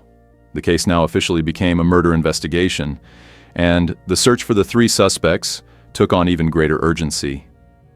After the discovery of Maricela's body, law enforcement intensified their efforts to find the suspects. Their persistence soon bore fruit. On March 25, 2021, just a day after Maricela's remains were discovered, police arrested Nina Morano in Miami, Florida. It turned out that she and Lisa Dykes had rented a house in the area. However, at the time of Nina's arrest, Lisa had managed to disappear again. 2 days later, on March 27th, Lisa Dykes was found in Orange County in northern Florida. Her arrest took place while she was on the phone with her lawyer, apparently trying to find a way to avoid justice. Charles Beltran remained the only suspect still at large. However, he too was eventually found. Beltran was arrested in a suburb of Salt Lake City called West Jordan, Utah. He was hiding with the family of his ex-girlfriend, who was also the mother of one of his children. The arrest of all three suspects was a significant breakthrough in the case. Now, investigators could focus on establishing the exact sequence of events that led to Maricella's death, and the role of each suspect in this crime. After the arrest of all three suspects, a complex trial process began. In May 2021, Lisa Dykes and Nina Morano were returned to Texas. Each of them posted a $500,000 bail and was released under house arrest with GPS bracelets. They were charged with murder and tampering with evidence. However, this situation didn't last long. In the early hours of Christmas 2021, at about 7:30 a.m., both women disconnected their GPS bracelets within 4 minutes of each other. Taking advantage of the holiday, bustle, and limited resources of the Dallas Pretrial Supervision Department, Lisa and Nina managed to escape and remain undetected for 2 days. It wasn't until December 27th that the Pretrial Supervision Service discovered that the bracelets had been disconnected. By that time, the women had already covered a significant distance. They purchased tickets in their own names to Seoul, South Korea, and from there to Phnom Penh, the capital of Cambodia. Cambodian immigration services confirmed that the pair had entered the country and had not left its borders. Lisa and Nina's escape led to an international operation to find them. The FBI coordinated its actions with Cambodian authorities and the country's largest bank. Agents managed to track cash withdrawals made by the women. Surveillance cameras at one of the ATMs captured the license plate of the car that brought them to the cash withdrawal location. Local police found the taxi and questioned the driver, who indicated the address where the two foreigners were staying. In the coastal city of Sihanoukville, Lisa and Nina Beltran were detained again. In February 2022, they were extradited back to Texas. This time they were held in custody without the possibility of bail. Judge Amber Givens set a new bail amount of $4 million for each, effectively making their release before trial impossible. Court dates for both women were set for 2023. Both pleaded not guilty to Maricella's murder. Charles Beltran, unlike Lisa and Nina, remained in custody from the moment of his arrest. He did not receive financial support from his former companions to post bail. Preparation for the trial proved to be complex and full of surprises. At the beginning of the case, the prosecution presented over 300 audio recordings, photographs, and videos that were previously unavailable to either the prosecution or the defense. This led to an immediate suspension of the court session, as both sides needed time to familiarize themselves with the new evidence. The situation became more complicated in March 2023, when the prosecution filed a motion to recuse Judge Amber Givens. They claimed that the judge had shown bias towards the state prosecutor. Judge Givens denied the accusations of bias, explaining her behavior as frustration that the police had presented evidence that was previously unavailable, which delayed the process. Eventually, Judge Givens was removed from the case. Moreover, she was removed from hearing about 100 other cases after hearings revealed that she had acted with bias. These complications led to further delays in the consideration of Marcela Botelho's case. During the preparation for the trial, the investigation tried to establish the motives for Marcela's murder. Several theories emerged that attempted to explain why the young woman became a victim of such a brutal crime. One of the main versions was based on jealousy. According to acquaintances, Lisa Dykes was obsessed with Charles Beltran, despite the significant age difference. Perhaps the appearance of the young and attractive Maricela triggered a fit of jealousy in her. Another theory concerned financial motives. Lisa had invested significant funds in Charles's music career, and possibly the emergence of a new relationship threatened her investments. Another aspect that attracted investigators' attention was the suspect's fascination with occult practices, particularly the worship of Santa Muerte. Although no direct link between this cult and the murder was established, this detail added a creepy tinge to the case. However, without specific testimonies from the participants in the events, establishing the true motives remained a difficult task. The investigation considered all possible scenarios, trying to reconstruct the events of that fatal night. Before the trial began, it became known that Charles Beltran had decided to cooperate with the prosecution. He agreed to testify in exchange for reduced charges against him. The version of events he presented became a key element of the prosecution. According to Beltran, on the night of Marcela's disappearance, he brought her to the house where he lived with Lisa and Nina. He and Marcela had been drinking, and under the influence of alcohol, they went to sleep in his room. Charles claimed that he woke up to Marcela's screams and saw Lisa Dykes, overcome with jealousy, attacking the girl with a knife. Beltran said he tried to stop Lisa, but it was too late. According to him, Nina Morano entered the room after the attack. Realizing what had happened, Charles panicked and fled the house, leaving Lisa and Nina to deal with the consequences. Geolocation data from Beltran's mobile phone corroborated his story about leaving the house early in the morning and going to his ex-girlfriend's place. The next day, he even had an oil change done on his car, which was documented. Lisa Dykes' defense chose a strategy of denying any romantic relationship with Charles Beltran. They insisted that Lisa was merely an investor in Charles's music career and had no motive to kill Maricela out of jealousy.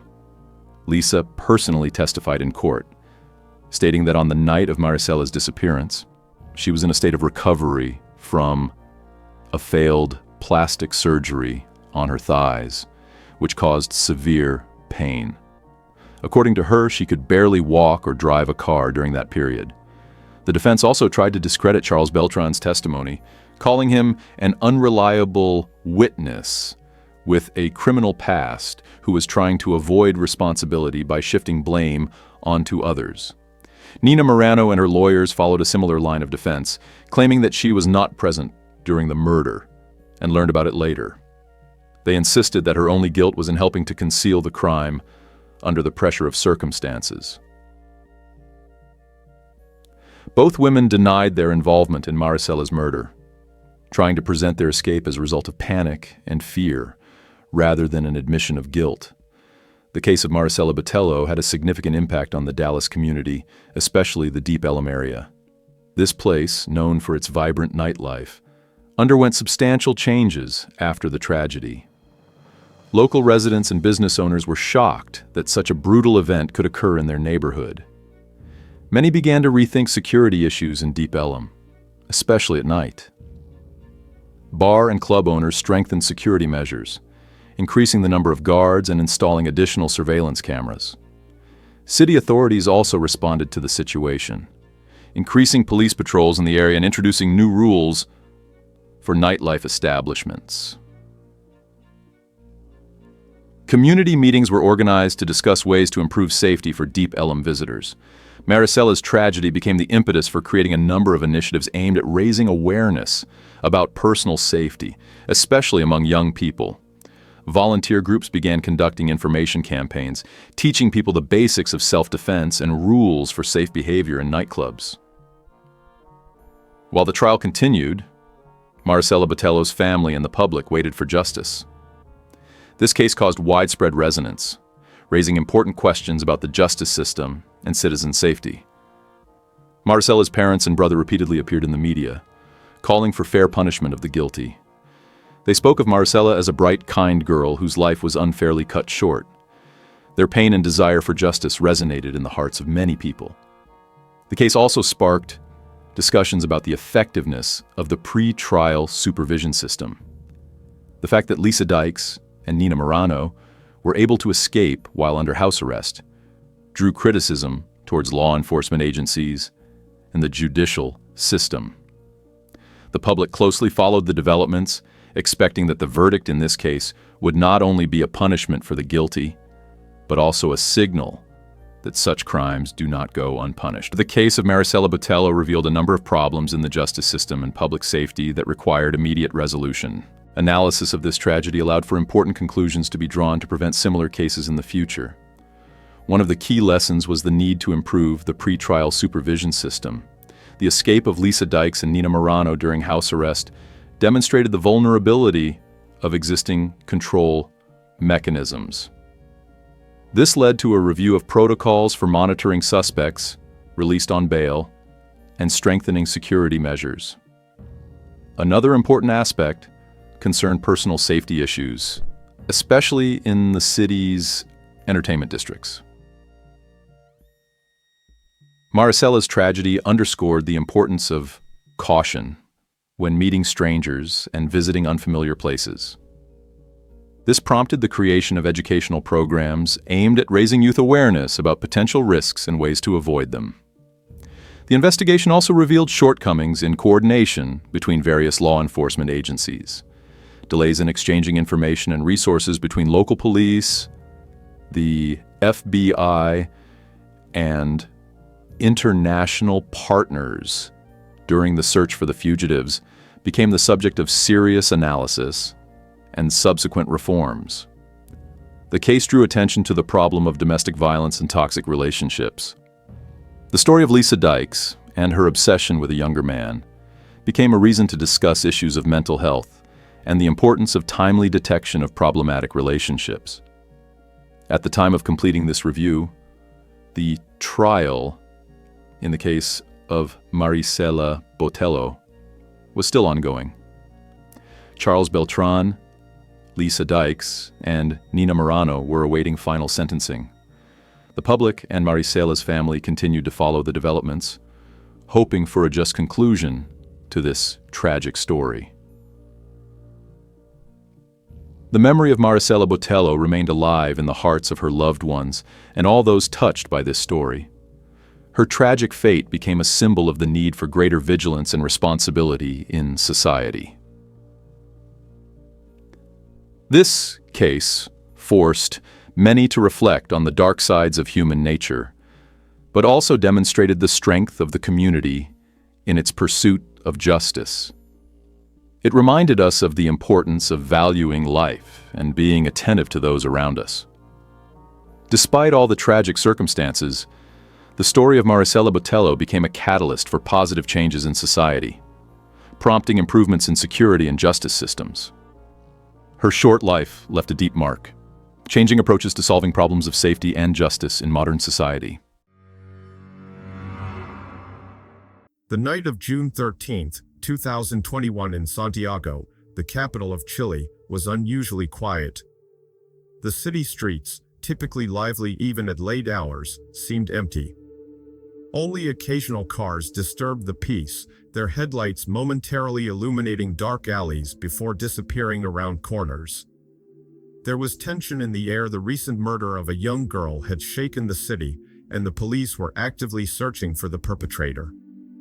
Among those awake that night was 25-year-old Valeria Vivanco, an assistant inspector at the Metropolitan Homicide Investigation Bureau. She was preparing for her next shift, unaware that this night would become horrific for her. Valeria Vivanco was born on May 29, 1996, in Chile.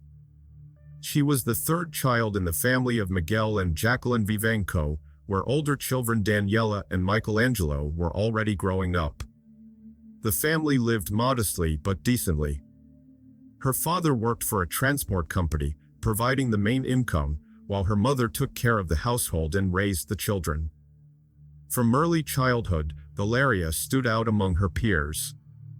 She grew up as a brave girl, always ready to help others. These character traits, which would later become defining in her professional life, manifested in everyday situations, whether it was protecting the weak at school or helping neighbors. In 2014, the Vivanco family went through a difficult period. Valeria's parents divorced. Despite the breakdown of the marriage, both parents maintained warm relationships with their children. They developed especially close relationships with their youngest daughter. Valeria became a kind of bridge between the separated parts of the family, maintaining connections between all its members. It was during this period that Valeria's desire to dedicate her life to serving the law and helping people finally took shape. Her determination and natural inclination towards justice became the foundation for choosing her future profession. After graduating from high school, Valeria Vivanco took a decisive step towards realizing her dream. She entered the Chilean Investigative Academy. This decision was a natural continuation of her pursuit of justice and desire to protect people. Studying at the academy proved to be a challenging test. Valeria faced strict discipline, intense physical training, and complex theoretical courses. However, her determination and natural abilities helped her not only to withstand this pressure but also to stand out among her classmates. Teachers quickly noticed the potential of the young student. Her analytical skills, attention to detail, and ability to work in a team made her one of the most promising cadets. Valeria showed a particular interest in criminology and forensic science, often staying after classes for additional research. In 2016, Valeria successfully graduated from the academy with honors. Her achievements did not go unnoticed, and soon she received an offer to join the prestigious Metropolitan Homicide Investigation Bureau. In 2017, with excellent theoretical training behind her, Valeria Vivanco began her professional career at the Metropolitan Homicide Investigation Bureau. The first months of work became a real test for her, as reality turned out to be much more complex than training cases. Despite initial difficulties, Valeria quickly adapted to the new environment. Her colleagues noted her tireless work ethic and willingness to take on the most challenging cases. She never refused night shifts or working on weekends, understanding that crime doesn't have a schedule. The first successes didn't take long to come. Valeria participated in solving several complex cases, demonstrating an extraordinary approach to analyzing evidence and working with witnesses. Her ability to establish trusting relationships with victims and their families became an important asset for the Bureau. The department leadership quickly noticed the potential of the young detective. Valeria began to be involved in more responsible tasks, entrusting her with key aspects of investigations. Her dedication to work and professionalism earned respect not only from colleagues but also from representatives of other law enforcement agencies. With each passing year, Valeria Vivanco's professional reputation grew stronger. Her dedication to work and impressive results did not go unnoticed. In 2020, she received her first significant award for successfully preventing a jewelry store robbery on July 21st. This operation became exemplary. Valeria not only prevented the crime but also managed to neutralize two dangerous criminals without casualties among the civilian population. Soon after, Valeria was sent on a diplomatic mission to Madrid. There, she demonstrated her skills in international cooperation, supporting the logistics of an important vote that became the basis for constitutional operations in Chile. This mission significantly expanded her professional experience and strengthened her position in law enforcement. By 2021, Valeria had already reached the rank of assistant inspector. This appointment was a recognition of her professional growth and abilities. At 25, she became one of the youngest employees to reach such a level in the Metropolitan Homicide Investigation Bureau. The night of June 13, 2021 began for Valeria Vivanco as a regular shift. At 4 o'clock in the morning, a special operation was conducted in the city of Santo Tomás de la Pintana to check all incoming and outgoing transport. The reason for these measures was the recent murder of a 20-year-old girl nearby. Valeria was part of a group that also included Deputy Commissioner Felipe Gallardo Araya, Assistant Inspector Maria Ura, and Detective Leonel Alejandro Contreras Canales. Their task was to identify and detain a suspect who, according to information, could be traveling in a Kia vehicle. When the suspicious car came into view, Felipe Araya skillfully blocked its path with a patrol car. Valeria and Lionel got out of the car with their weapons ready to use. Suddenly, a shot rang out and Valeria fell to the ground, having received a gunshot wound. Everything happened in front of many witnesses. Colleagues immediately rushed to help Valeria, providing first aid. She was urgently taken to Padre Hurtado Hospital, where doctors fought for her life. Despite all the efforts of the medical staff, Valeria died 2 hours later. This tragedy became a shock not only for Valeria's family and colleagues, but for the entire Chilean society. The death of a young, promising police officer in the line of duty caused a wave of indignation and demands for justice. The news of Valeria Vivanco's death quickly spread throughout Chile, causing shock and outrage in society. The media immediately picked up this story, interrupting regular broadcasts for emergency reports. The street where the tragedy occurred quickly filled with journalists, police officers, and concerned citizens. The National Chief of Police for Combating Theft and Crime Hotspots, Jorge Sanchez, made an official statement on television. He reported that Vivanco was shot by criminals trying to escape from the crime scene. Sanchez also announced the successful detention of two suspects, 19-year-old Miguel Calabrano and his 17-year-old accomplice, whose name was not disclosed due to being a minor. Chilean President Sebastián Piñera also made a statement, expressing deep sorrow over the death of the young police officer. He called Valeria a brave girl who was doing her duty and promised that the authorities would do everything possible to establish justice. The public reacted with mass demonstrations and demands to enhance the safety of police officers. Social networks were flooded with messages of condolence and calls for severe punishment of the guilty. The farewell ceremony for Valeria Vivanco took place in the department where she worked. The event gathered hundreds of people, relatives, colleagues, friends, and ordinary citizens who came to pay their respects to the deceased. The farewell ceremony was held with all the honors due to a police officer who died in the line of duty.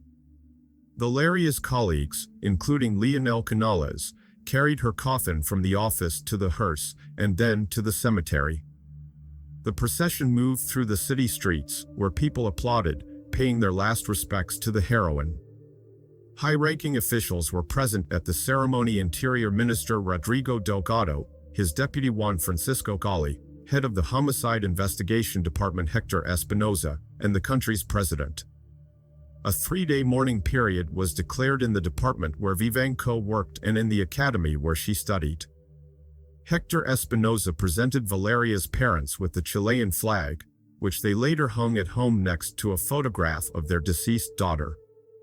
Speeches by colleagues and leadership emphasized Valeria's professionalism and dedication to her work.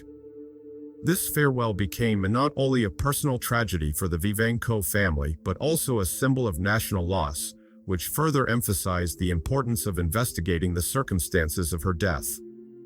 Immediately after the tragedy, the official version of events was clear: Valeria Vivanco was shot by criminals during an escape attempt. The authorities quickly announced the detention of two suspects: 19-year-old Miguel Alejandro Calabrano and his 17-year-old accomplice, whose name was not disclosed due to being a minor. In June 2021, the first court hearing in the case took place.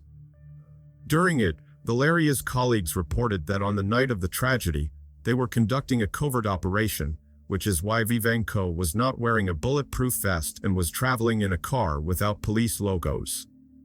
According to the prosecution's version, the suspects, trying to escape, intentionally opened fire on Vivanco.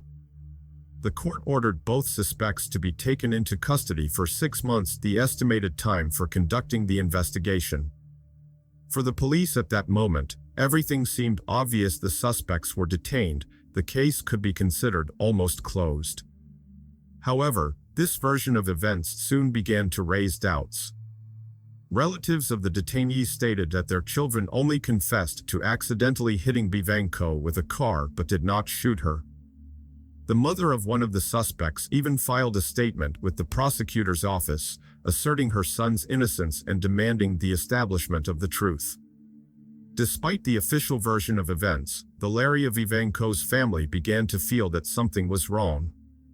Their suspicions intensified when they learned about some inconsistencies in the investigation.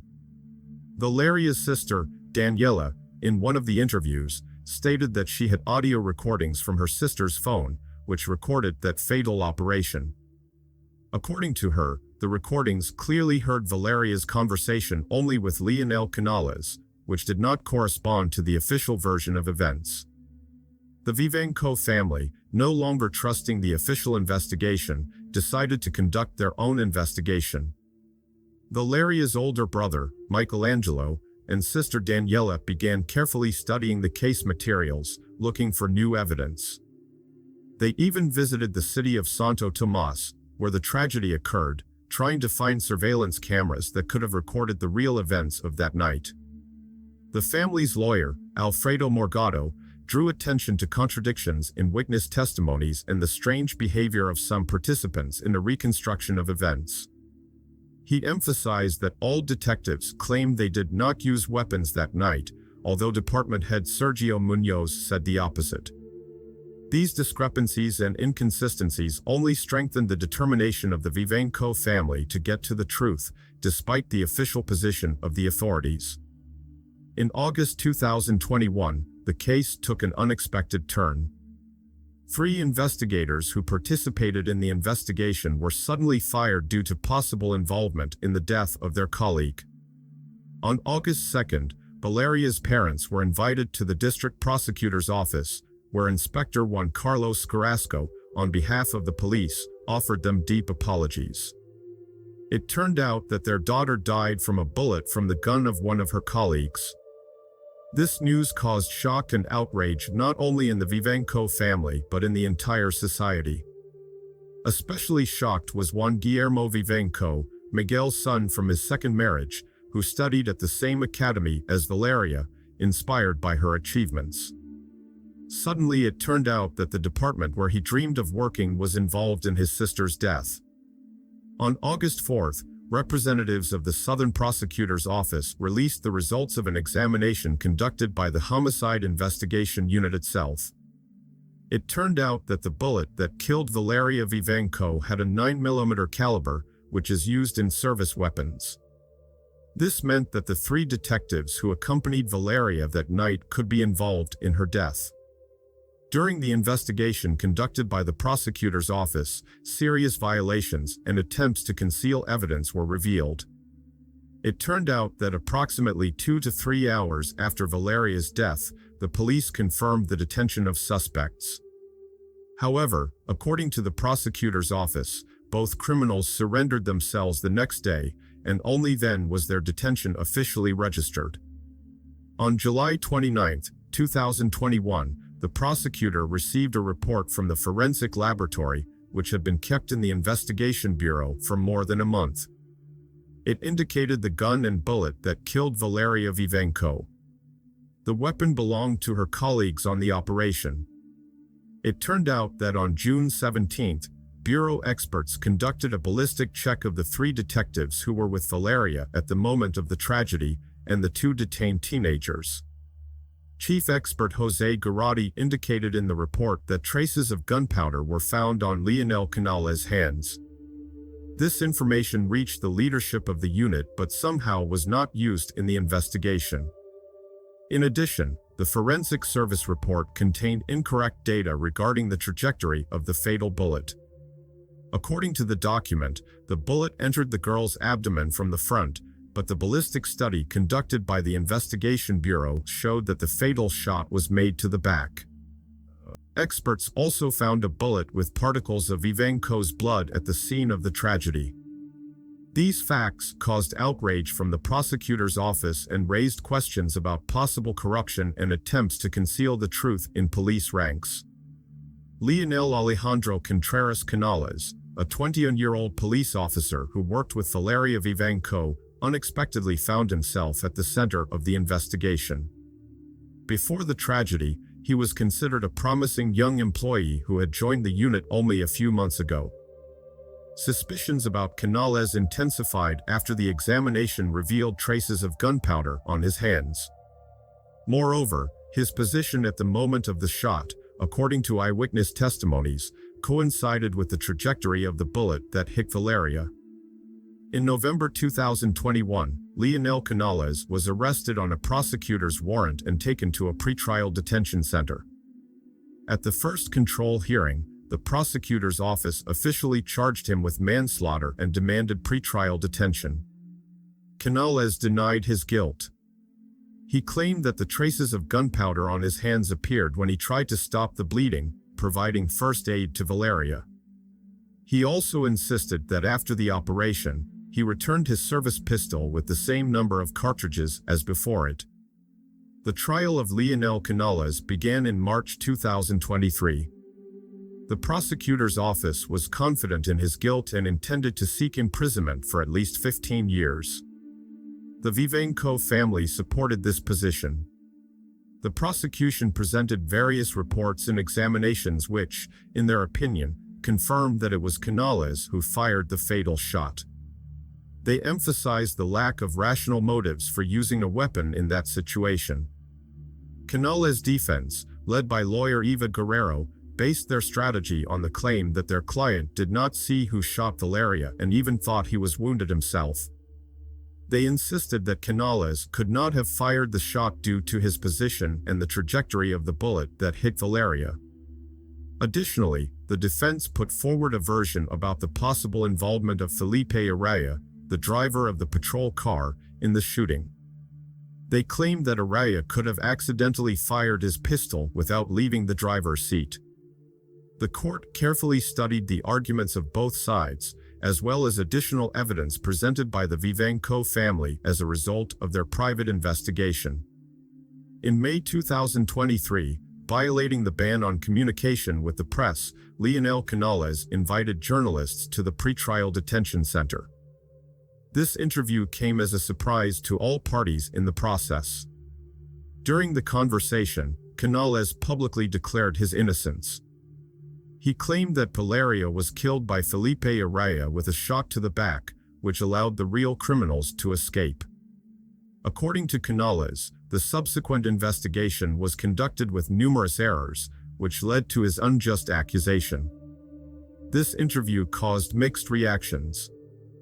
The prosecutor's office regarded it as an attempt to create additional hype around the case. The Vivanco family was outraged that Canales was allowed to speak publicly. The court reprimanded Canales for violating the ban on communication with journalists. Canales' statement about Felipe Araya's possible involvement in Valeria's death forced the investigation to once again check all versions of events. Canales' lawyers presented additional evidence in favor of this theory. They claimed that Araya, known among colleagues by the nickname Crazy Shooter due to his tendency to use weapons unreasonably, could have accidentally fired while behind the wheel of the patrol car. In their opinion, the identical nature of Canales and Araya's pistols could have led to confusion during the investigation. The defense also drew attention to the fact that Araya thoroughly washed his hands before the analysis for traces of gunpowder, and his testimony about the events of that night was contradictory and changed over time. However, the prosecutor's office considered this version weak. They insisted that all pistols of the operation participants were thoroughly checked, and the evidence pointed to Canales as the shooter. The Vivanco family, conducting their own investigation, found some evidence that could confirm the version about Araya's involvement. They provided the court with reports from the Carabineros, which, in their opinion, confirmed this theory. These new versions and evidence forced the court to order additional examinations and witness interrogations, which significantly delayed the process and complicated the establishment of the truth. The judicial process in the Valeria Vivanco case continued until November 2023. During this time, the court carefully examined all presented evidence, heard witnesses, and experts. On November 17, the court announced its decision. Leonel Canales was found guilty of involuntary manslaughter. This decision was a compromise between the positions of the prosecution and the defense. The court took into account that Canales did not intend to kill his colleague, but his actions led to the tragic death of Valeria Vivanco.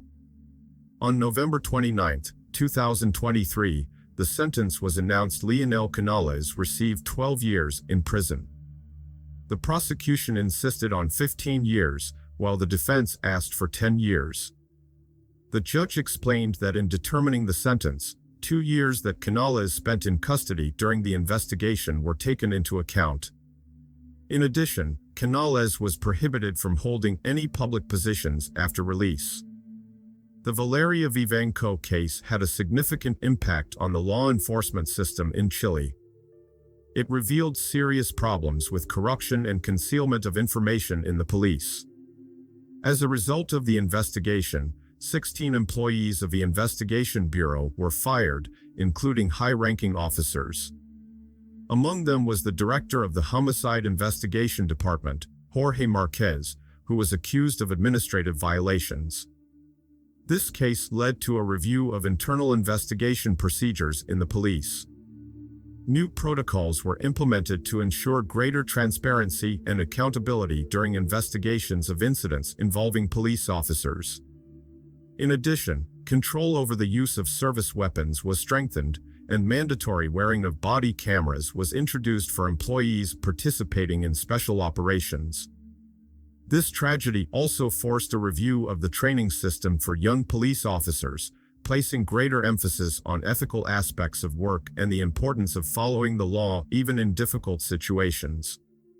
The tragic death of Valeria Vivanco did not remain just a sad page in the history of the Chilean police. Her short but bright life became a symbol of dedication to duty and professionalism for many young officers. A square in the city was named in honor of Valeria. Every year on the day of her death, a commemoration ceremony is held there, during which people bring flowers and light candles.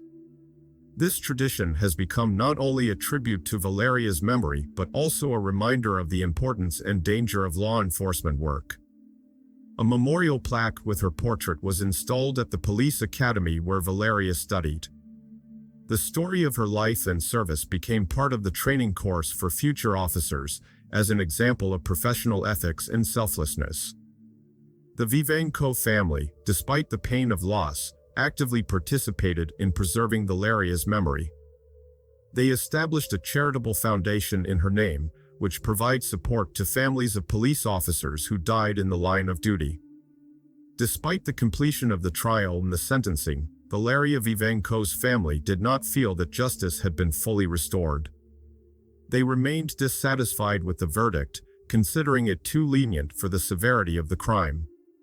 Valeria's parents publicly expressed their disappointment that Leonel Canales, by their calculations, could be released in just 9 to 10 years thanks to the early release system.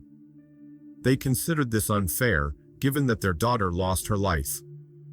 The Vivanco family did not stop their private investigation. They continued to search for new evidence that could shed light on some still unclear aspects of the case. In particular, they were interested in the motives for the crime and the possible involvement of other persons in concealing evidence. The family's lawyer announced their intention to appeal the verdict, insisting on a more severe punishment for Canales and continuing the investigation into the possible involvement of other officers in the tragedy. This tireless struggle of the Vivanco family to establish the full truth became a symbol of how personal tragedy can turn into a fight for systemic changes in law enforcement and society as a whole. The Valeria Vivanco case became a catalyst for significant changes in Chilean society, especially in the context of perception of law enforcement work and trust in them. First of all, this tragedy sparked a wide discussion about police transparency and accountability. The public demanded greater access to information about internal investigations and clearer mechanisms for controlling law enforcement activities. In response to these demands, the Chilean government initiated a series of reforms. An independent commission was created to oversee police activities, which included representatives of the public and human rights experts. This commission was given the authority to conduct its own investigations in cases of abuse by police officers. In addition, psychological support programs for law enforcement officers were strengthened. This decision was made taking into account the stressful nature of their work and the need to prevent emotional burnout, which can lead to mistakes and misconduct. The changes also affected the education system. Special lessons were introduced in schools dedicated to the role of police in society and the importance of mutual respect between citizens and law enforcement officers. The media also changed their approach to covering such incidents. Journalists began to pay more attention to investigating facts and avoiding sensationalism when covering events related to police work. Overall, the tragedy of Valeria Vivenco became a turning point in the relationship between society and law enforcement in Chile, encouraging greater openness, dialogue, and mutual responsibility. In a small square in Santiago, named after Valeria Vivenco, it's always quiet. Only the rustle of leaves and the muffled steps of passers-by disturb the peace of this place. In the center of the square stands a modest monument, a bronze figure of a young woman in police uniform, looking into the distance, as if guarding the peace of the city even after death. Every day, people come to the monument: police colleagues, academy students, ordinary citizens. They bring flowers, light candles, some just stand silently, paying tribute to Valeria's memory. This square has become not only a place of memory but also a symbol of the changes that have taken place in Chilean society after the tragedy. It reminds of the price of serving the law and the importance of justice. The story of Valeria Vivenco continues to live in people's hearts, inspiring new generations to honesty, courage, and dedication to their cause. Her short life left a deep mark, changing not only the law enforcement system but also the consciousness of an entire society. On the plaque near the monument are engraved words that best describe Valeria's life path. She lived to serve and died protecting others. These words have become not just an epitaph, but a call to all who dedicate their lives to serving society.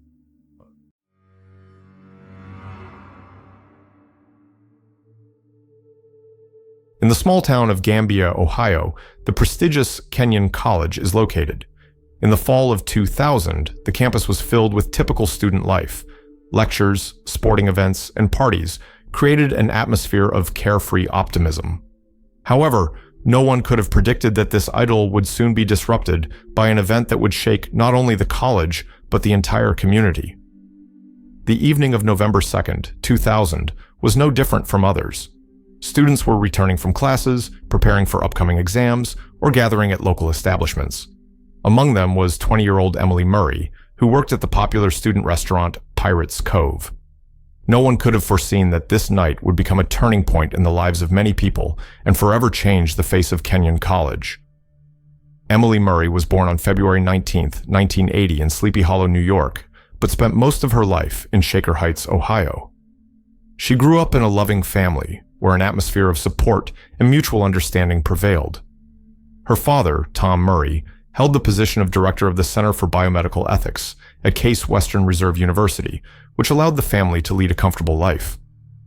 From early childhood, Emily showed remarkable abilities and a deep interest in the world around her. She was a gifted student who not only excelled in her studies but was also actively involved in charity work. Even at the age of 7, the little girl created business cards offering her services for household chores and donated the money she earned to charity. Religion played an important role in Emily's life. She was a deeply devout Christian and actively participated in the life of the Episcopal Church. Her faith was manifested not only in words but in actions. Emily often took part in charity trips and volunteer projects. After entering Kenyon College, Emily chose philosophy as her major subject. Her ultimate goal was to become an Episcopal priest. In the fall of 2000, at the beginning of her 3rd year of study, she seemed confident in her future and full of enthusiasm about her chosen path. However, like many young people, Emily had her internal struggles. She periodically suffered from depression, which was associated with the intense schedule of study and work. Despite this, Emily always found the strength to keep moving forward, relying on the support of family and friends. November 2nd, 2000 began for Emily Murray as an ordinary day. She attended classes at Kenyon College, chatted with friends, and prepared for her last shift at the Pirates Cove restaurant. This establishment, located near the campus, was a popular spot among students, known for its casual atmosphere and late hours of operation. Emily had decided to quit her job to focus on her studies, and this shift was to be her last. Colleagues, knowing this, decided to throw a small farewell celebration for her. Throughout the evening, Emily's friends and acquaintances came to the restaurant to wish her well. According to staff accounts, Emily's shift proceeded as usual. She served customers, chatted with colleagues, and performed her duties. No one noticed anything unusual in her behavior or mood. At 2 o'clock in the morning on November 3rd, the Pirates Cove closed and visitors began to disperse. Emily and several other employees stayed behind to clean up and close the establishment. Olivia Healy, Emily's colleague and friend, later said that she last saw her around 3 o'clock when they split up to perform different cleaning tasks. Greg McKnight, the restaurant's cook, confirmed that Emily was in the establishment until about 3 o'clock. According to him, all employees finished their duties around this time and went home. These were the last known moments of Emily's presence at the Pirates Cove. What happened after Emily left the restaurant remains unknown. She was supposed to return to her dormitory on campus, but never arrived there. Her green Subaru Outback also disappeared, which initially didn't raise particular suspicions, as it was assumed she might have driven somewhere. The first hours after Emily's disappearance went unnoticed. Her roommates, waking up in the morning and not finding Emily, weren't initially worried, assuming she might have stayed with friends or left early in the morning. Concern about Emily's absence began to grow later that day, November 3rd. Her roommates, Megan and Kate, became worried when Emily didn't show up for a planned party, for which she had specially bought a blender a few days ago. This was so uncharacteristic of her that the girls decided to contact campus police. Around midnight, Emily's parents, Tom and Cynthia Murray, received a disturbing call from their older daughter, who reported Emily's disappearance. Without wasting time, they set off from New York to Ohio, arriving at Kenyon College a few hours later. The initial reaction of law enforcement was quite restrained. Representatives of the Knox County Sheriff's Office suggested that Emily might have spontaneously gone on a vacation, possibly to Cancun, and would soon return. They argued that such cases often happen among young people. However, the Murray family and Emily's friends insisted that such behavior was absolutely not in character for her. They emphasized that Emily always kept in touch with her family, calling or sending emails every day. Moreover, important personal belongings remained in her room, including her wallet with documents and bank cards. When it became clear that Emily's disappearance was not a usual case, the Kenyon College community and the town of Gambier quickly mobilized. Dozens of volunteers, including students, faculty, and local residents, joined the search. Search groups combed the campus area and surrounding districts, hoping to find any clues. Flyers with Emily's photo and information about her disappearance were posted all over the town and distributed in neighboring settlements. Local media actively covered the situation, which helped to draw public attention to the case. Social networks and internet forums became platforms for information exchange and coordination of volunteer efforts. Community support proved invaluable not only in the practical aspect of the search, but also in moral support for the Murray family. Emily's friends and classmates organized prayer gatherings and support actions, demonstrating unity and compassion. As the case developed, the official investigation began to gain momentum. Detectives focused their attention on the Pirates Cove, Emily's last known location. They conducted thorough interviews with all employees and visitors who were present at the restaurant on the night of the disappearance. Investigators paid particular attention to the restaurant staff. Among them were David Kale, a driver and cashier, and David Yoakum, who had previously worked at the establishment. Kale was checked due to rumors about his possible feelings for Emily, but his alibi was confirmed. He left the restaurant early to attend a concert. Yoakum attracted attention due to a history of inappropriate behavior with female colleagues, but it turned out he wasn't at the restaurant on the night of Emily's disappearance. Greg McKnight, the restaurant's cook, was also questioned. He claimed to have seen Emily finish her shift around 3 in the morning, but couldn't provide additional information about her plans or behavior.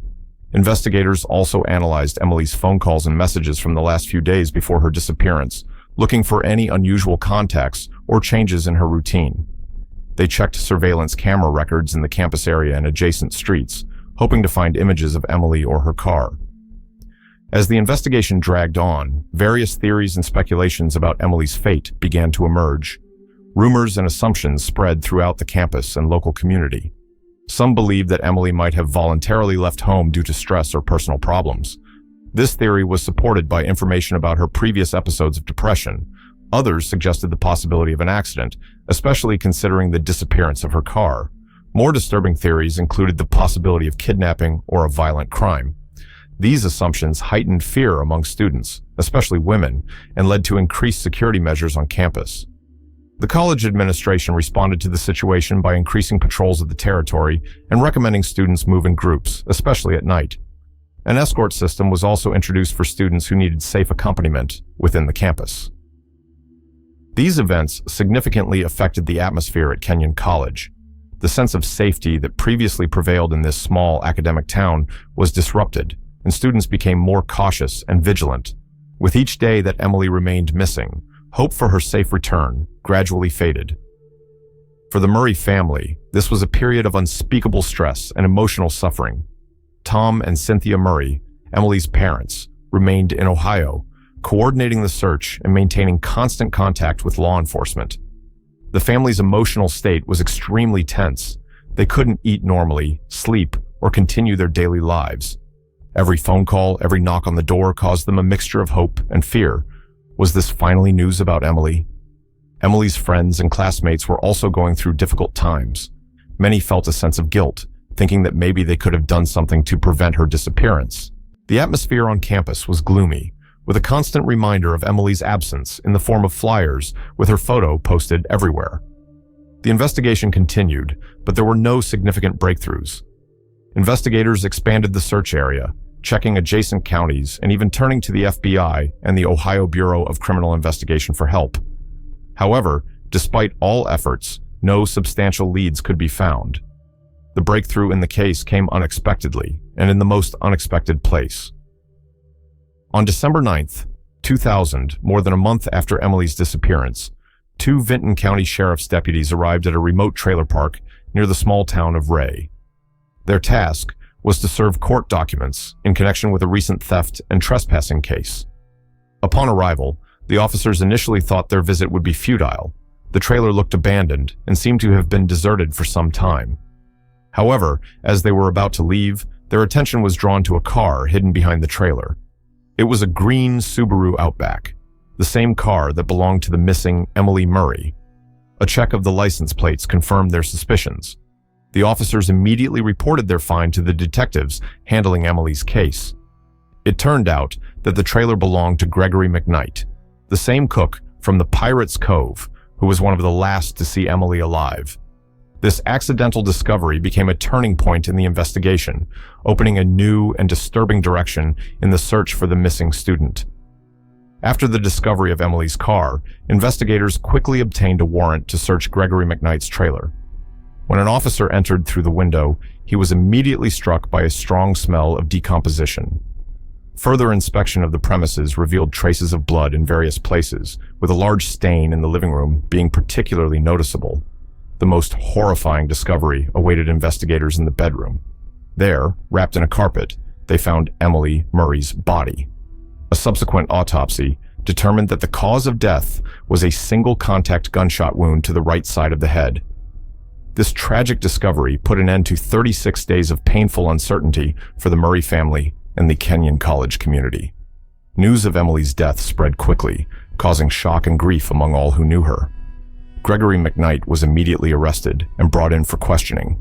He was reluctant, giving short and evasive answers. When investigators presented him with the known facts, McKnight ended the conversation and asked for a lawyer. The investigation into Gregory McKnight's past revealed a disturbing picture. Born on November 14, 1976, McKnight grew up in a troubled family. In 1992, at the age of just 15, he was convicted of murdering a man from Columbus during a robbery. McKnight served his sentence in a juvenile correctional facility and was released after 5 or 6 years. Sources differ on the exact term. After his release, he married Kathy, a former employee of the correctional facility where he had served his sentence. In October 2000, McKnight started working as a cook at the Pirates Cove. His colleagues described him as quiet and reserved, but capable of sudden outbursts of anger. Some employees remembered that McKnight sometimes showed inappropriate attention to female colleagues and customers. This information led investigators to consider the possibility that they were dealing not just with a murderer, but with a potential serial offender. This assumption soon received horrifying confirmation. During a thorough search of the area around McKnight's trailer, investigators made another shocking discovery. Human bones were found in a concrete water tank, partially buried in the ground. Further searches revealed additional remains in the basement and in garbage bags scattered around the property. The identification of these remains led to the uncovering of another disappearance, that of 20-year-old Gregory Julius from Chillicothe, who had gone missing 6 months earlier.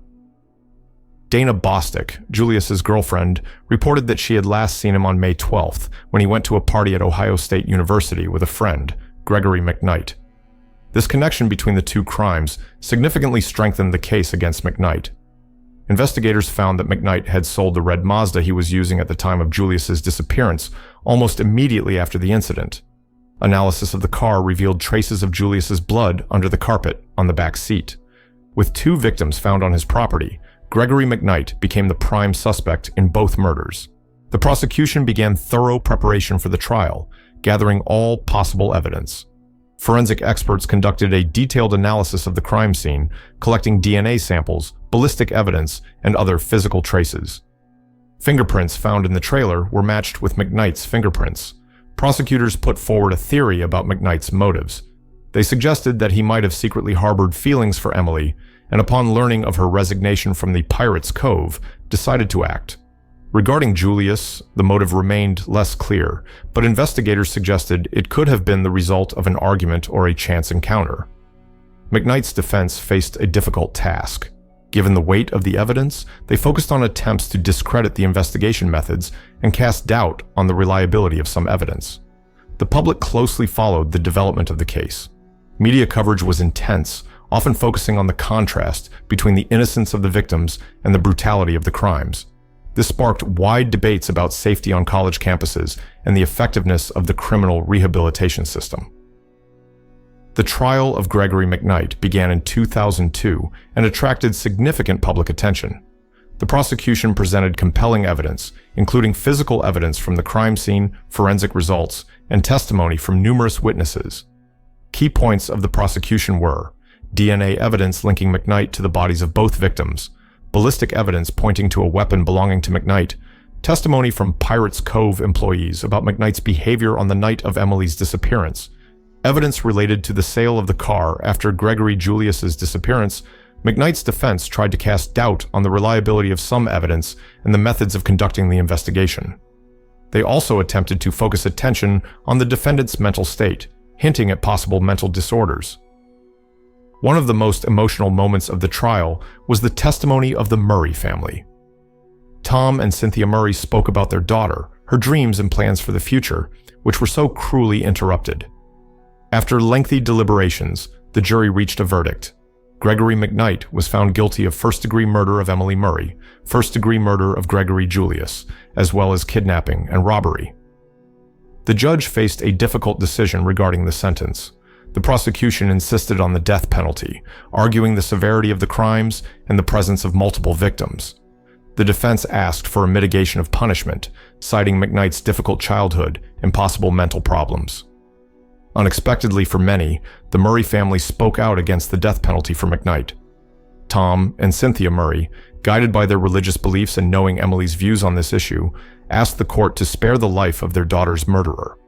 They stated, Emily would consider it a tragedy and an abomination if another human life were taken in her name. Despite the Murray family's plea, the judge still sentenced McKnight to death for the murder of Emily.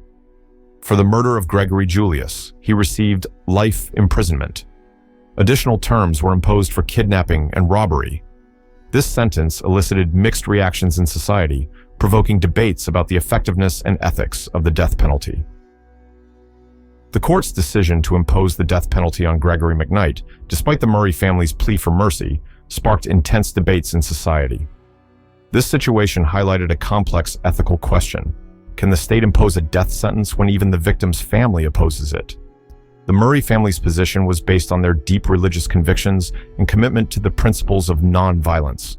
They believed that Emily, with her strong Christian faith and aspiration for mercy, would not have approved of such punishment. This stance evoked both admiration and criticism in society.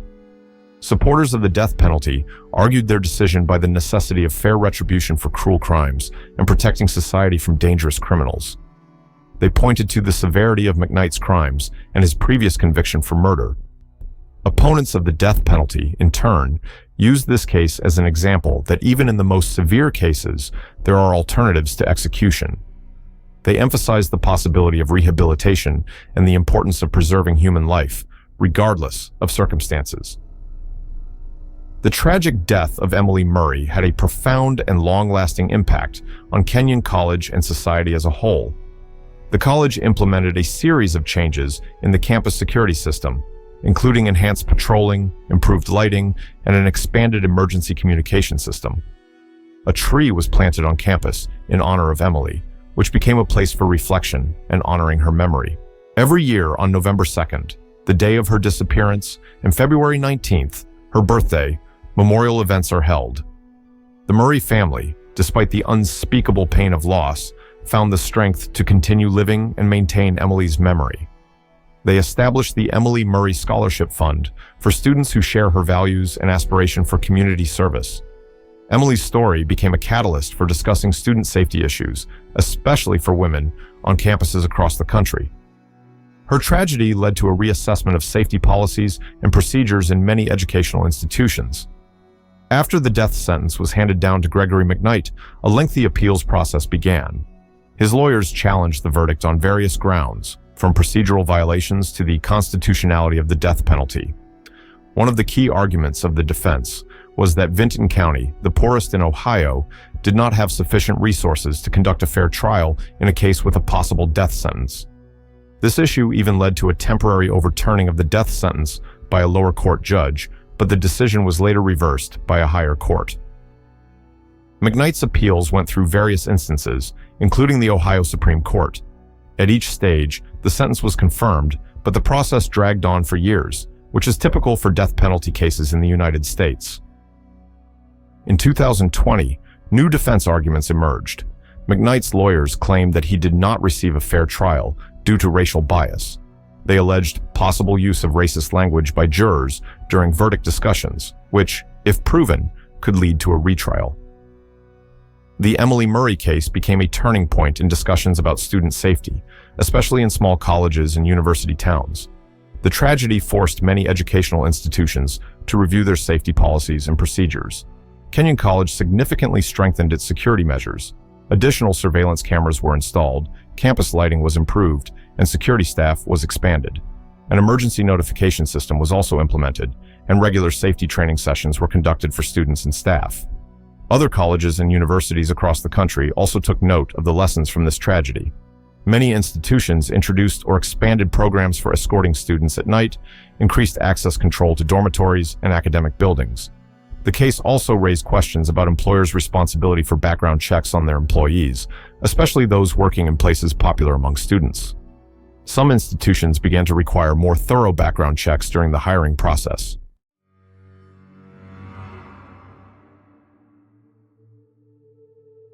The story of Celeste Mano is a tragic example of how stalking can turn a person's life into a nightmare and lead to fatal consequences.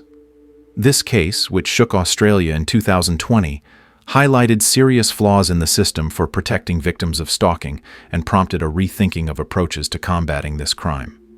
Let's examine in detail the events that led to the tragic death of 23-year-old Celeste and the consequences this case had for Australian society and legislation. Celeste Mano was born on November 22, 1996 in Italy. She was the middle child in the family, having an older stepbrother, Jaden, and a younger brother, Alessandro. When Celeste was still young, her family moved to Melbourne, Australia, seeking better opportunities and a new life. Growing up in Melbourne, Celeste proved to be a bright and sociable girl. In school, she was a cheerleader, demonstrating her love for dance and teamwork. Her smile, according to those close to her, could light up any room, and her laughter was contagious. After finishing high school, Celeste enrolled at RMIT University in 2015, where she studied criminology and psychology. Her choice of education reflected a deep interest in understanding human behavior and a desire to help others. Celeste dreamed of becoming a psychologist, aspiring to unravel the complex mysteries of the human mind and use this knowledge for the benefit of society. Throughout her life, Celeste maintained close relationships with her family, especially with her mother Aggie. Their bond was incredibly strong, and Celeste always shared her thoughts, dreams, and problems with her mother. Even as an adult, Celeste kept a touching tradition every night before bed. Her mother would come to her room to wish her good night and discuss the events of the day.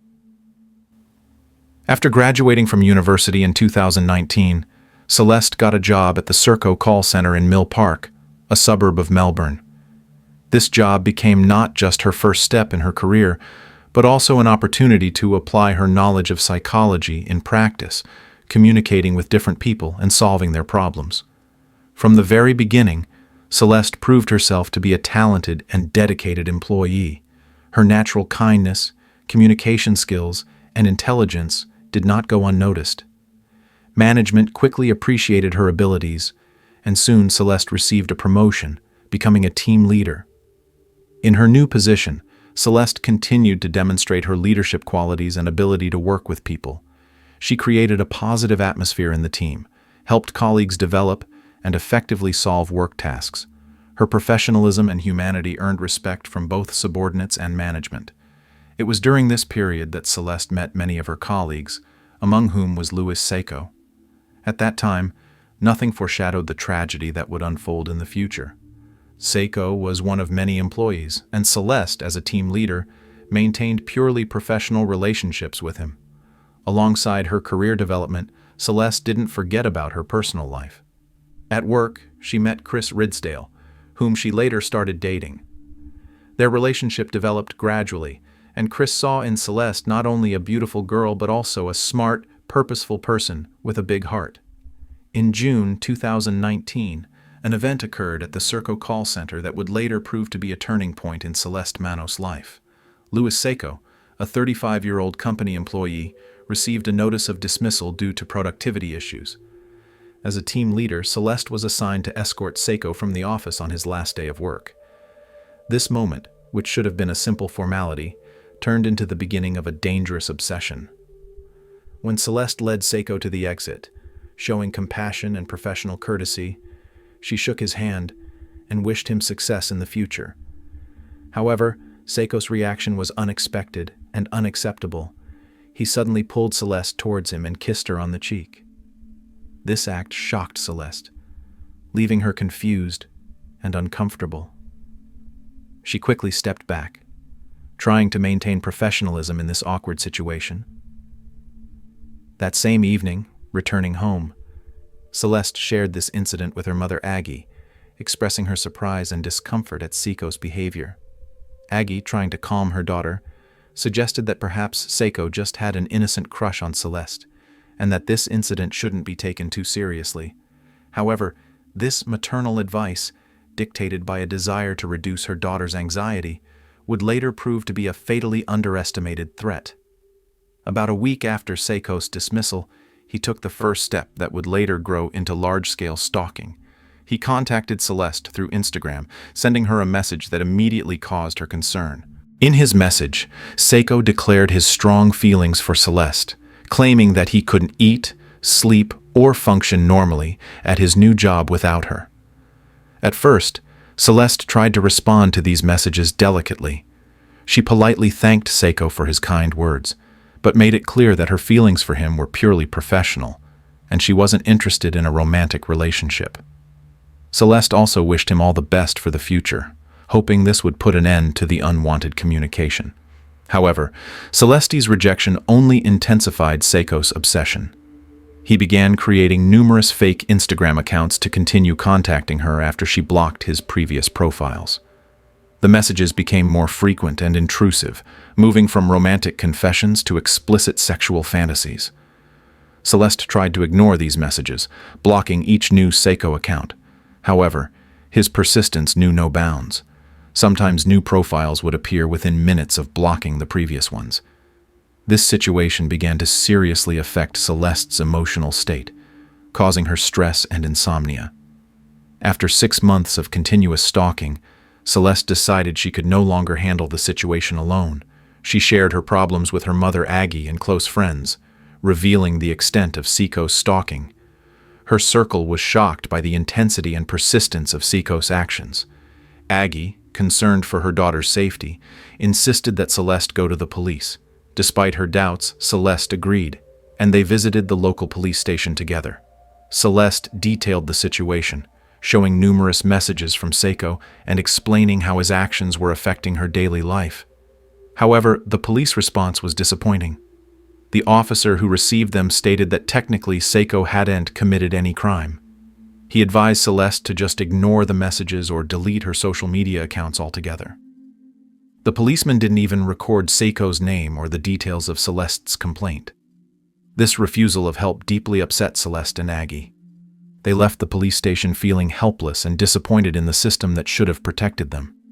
The following months became a real ordeal for Celeste. Seiko's stalking didn't stop, but instead became more intense. His messages took on an increasingly threatening nature, often containing sexual fantasies and hints of physical violence. Celeste's emotional state began to deteriorate. She suffered from constant stress, anxiety, and insomnia. Fear of Seiko began to affect her daily life. Celeste became more vigilant, often looking over her shoulder when leaving home or returning from work. Despite this, Celeste tried to maintain a normal rhythm of life. She continued to work, maintain relationships with friends and family. However, her loved ones noticed changes in her behavior. She became less open, often seeming distant and worried. At work, Celeste tried to focus on her duties, but the constant fear that Seiko might appear in the office affected her productivity.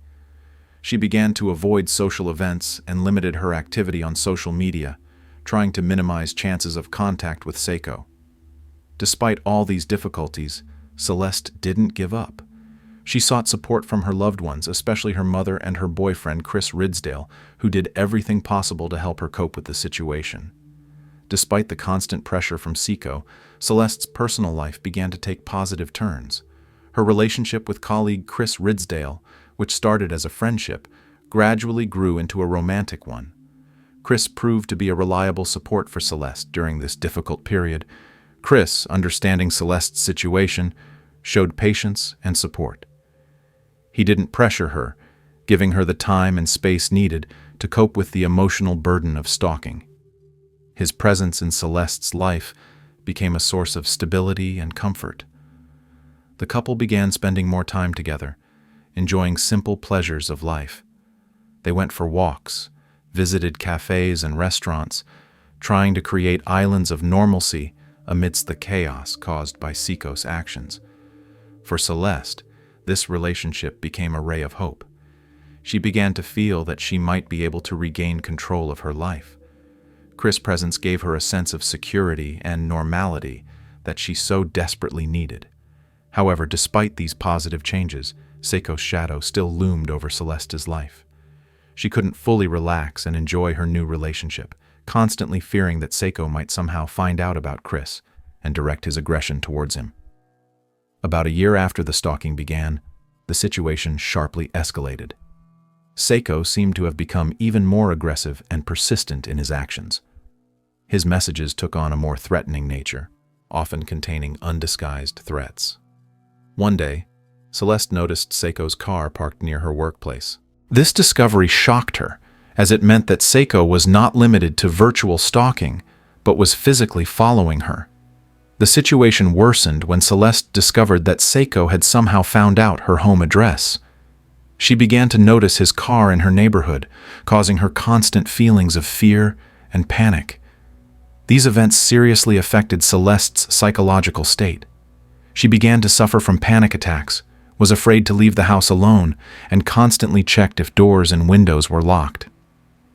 Her work and personal life began to suffer due to constant stress and anxiety. Aggie, Celeste's mother, was deeply concerned about her daughter's condition. She saw how the once cheerful and energetic Celeste was turning into a shadow of herself. Chris also felt helpless, not knowing how to protect his loved one from this invisible but constant threat. It became obvious that the situation had gotten out of control and required immediate action. Celeste and her loved ones realized that they needed to seek help from the authorities again, despite their previous negative experience. Realizing the seriousness of the situation, Celeste and Aggie decided to approach the police again. This time they were better prepared, having detailed records of all incidents, screenshots of messages, and information about Seiko's appearances near Celeste's home and workplace. At the police station, they were met by a different officer who was more attentive to their problem. He listened carefully to Celeste, reviewed the provided evidence, and acknowledged that the situation was indeed serious and required intervention. The officer explained that while individual actions of Seiko might not fall under the definition of a criminal offense, their totality constituted a pattern of systematic stalking. He advised Celeste to apply for a restraining order against Seiko. The process of obtaining a restraining order proved to be quite complex and lengthy. Celeste had to describe in detail all instances of stalking, provide evidence, and explain why she felt threatened for her safety. This was an emotionally exhausting experience for her, but the support of her mother and Chris helped her get through it. After reviewing the case, the court issued a restraining order that prohibited Seiko from contacting Celeste in any way, approaching her home, or workplace. This decision brought Celeste some relief, although she understood that it was just a piece of paper that couldn't physically stop Seiko. The first month after receiving the restraining order brought Celeste long-awaited relief. Seiko seemed to have disappeared from her life. The messages stopped. His car no longer appeared near her home or work. Celeste gradually began to return to normal life. She started sleeping peacefully again. Her productivity at work improved. She even began spending more time with friends and family, rebuilding social connections that had suffered due to the stress of stalking. Her relationship with Chris also strengthened. They began making plans for the future, dreaming of a life together. Celeste even started considering moving and changing jobs to finally leave the past behind. Aggie happily observed her daughter returning to her former cheerful state. She hoped that the worst was behind them and that Seiko had finally understood that he should leave Celeste alone. However, despite the positive changes, Celeste couldn't completely relax. She still remained cautious, avoided posting information about her whereabouts on social media, and was vigilant when leaving the house. Deep inside, she felt that this silence might be deceptive. On November 14, 2020, just 2 days before the tragic events, Celeste and Chris decided to spend the day together, enjoying the gradual easing of COVID-19-related quarantine restrictions. They chose a rooftop restaurant in downtown Melbourne for their date, which offered a beautiful view of the city. The day turned out to be sunny and warm, perfect for outdoor relaxation. Celeste and Chris spent several hours at the restaurant, talking, laughing, and enjoying each other's company. They discussed their plans for the future, dreamed about traveling after the pandemic ended. During the date, the couple took several photos, including one that would later become fatal. In this picture, Celeste and Chris were embracing, their faces shining with happiness. This photo seemed particularly successful to Celeste, and she decided to publish it on Instagram to officially announce her relationship with Chris. Returning home, Celeste shared her impressions of the wonderful day with her mother. She also discussed with Aggie her intention to post the photo on social media. Aggie, seeing her daughter's happiness, supported her decision, believing that the threat from Seiko had passed. On November 15th, Celeste posted the photo on Instagram, adding a romantic caption to it. She received many positive comments from friends and relatives who were happy for her. The rest of the day Celeste spent at home, watching a movie and planning with her mother the celebration of her upcoming 24th birthday. No one could have predicted that this post would become the catalyst for the tragic events that would unfold the next day. The evening of November 15th, 2020, began as usual. Celeste and Aggie followed their usual evening routine. They had dinner together, discussing the events of the day and plans for the next week. Around 10 p.m., Aggie went to Celeste's room to wish her good night.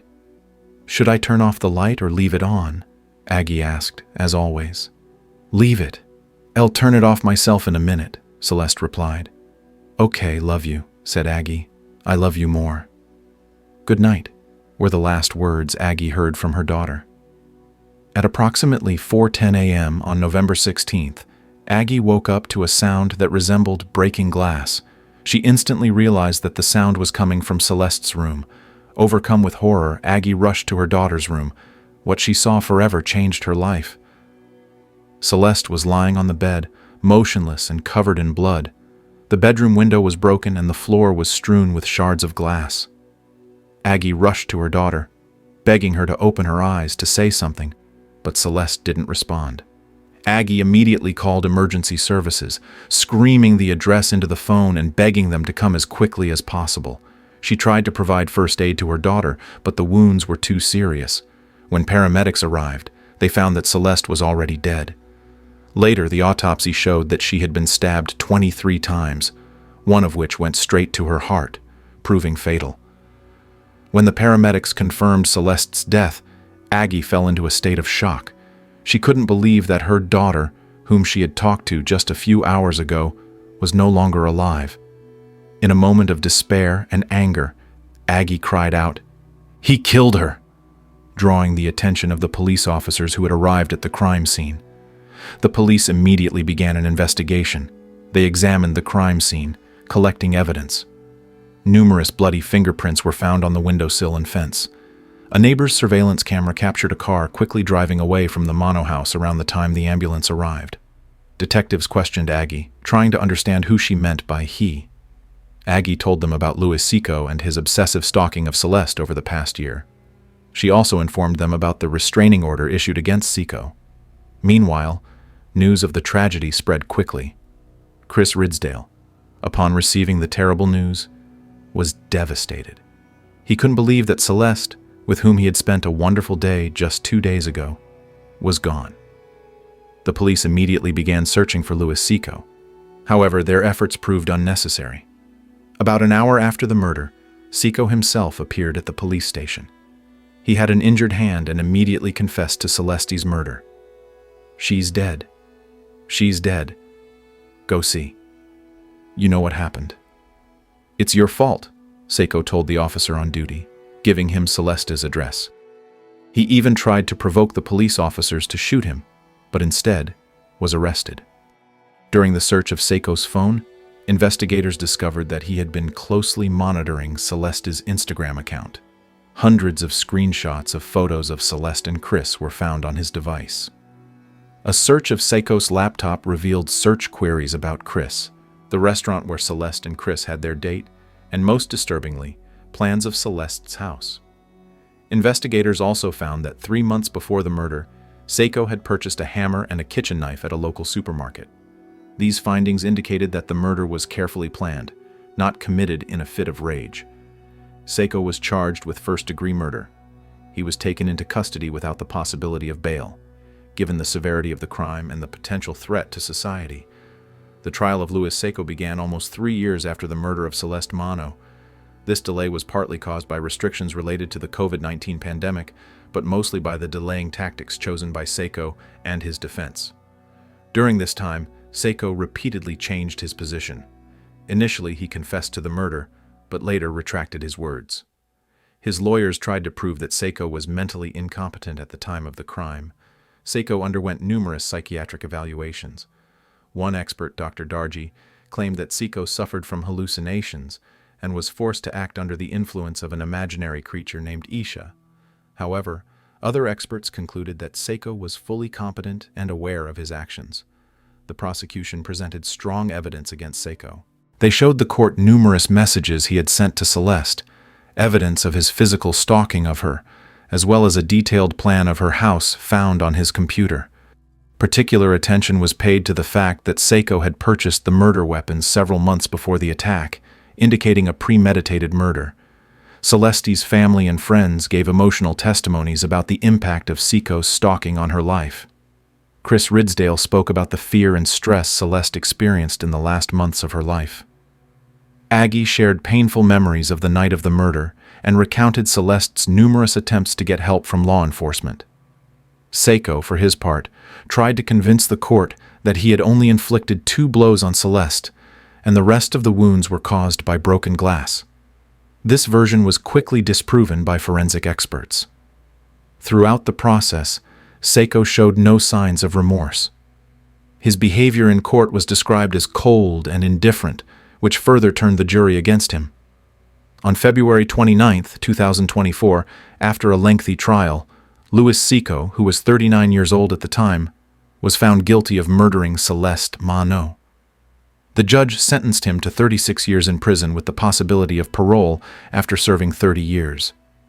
In announcing the sentence, Judge Dixon noted that while Seiko did suffer from a rare and extreme personality disorder, this did not justify his actions. The judge also emphasized the deep trauma experienced by Celeste's family due to Seiko's actions. The reaction of Celeste's family to the verdict was mixed. On one hand, they felt relief that Seiko was finally held accountable. On the other hand, they considered the punishment not severe enough, given the brutality of the crime and the fact that Seiko had deprived Celeste of her entire future life. Aggie, Celeste's mother, expressed her disappointment after the sentencing.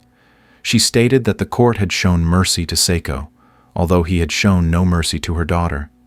Aggie also emphasized that the justice system had failed Celeste when she sought help. The verdict caused wide resonance in society. Many considered it too lenient, given the nature of the crime and the prolonged stalking that preceded the murder. Others pointed to the need for reform of legislation regarding stalking and harassment. After the conclusion of the trial, Aggie Mano decided to channel her pain and anger in a constructive direction. She launched a campaign to strengthen legislation on stalking and harassment in Australia. Her goal was to prevent similar tragedies in the future and provide better protection for potential victims. Aggie began actively collaborating with experts in criminal law and psychology. She studied the laws of various countries, looking for effective models to combat stalking.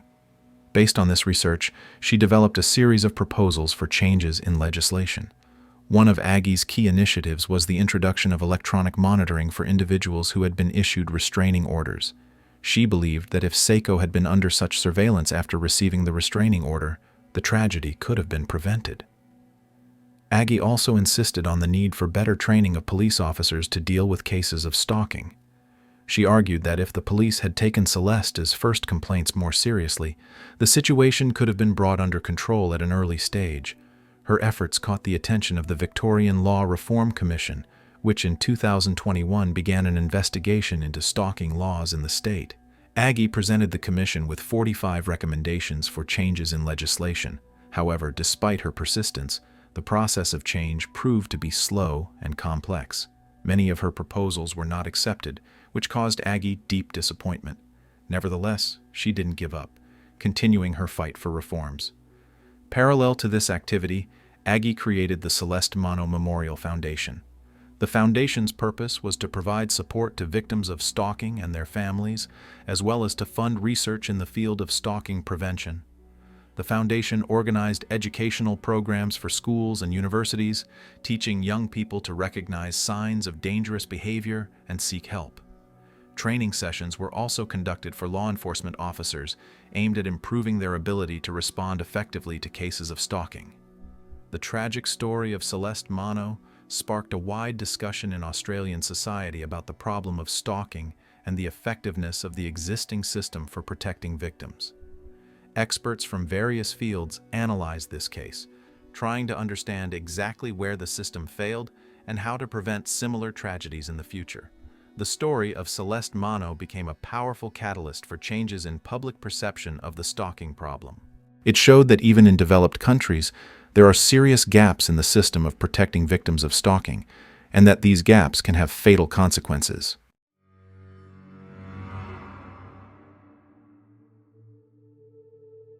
The vast, sandy expanses of Nevada, stretching to the horizon, conceal many secrets.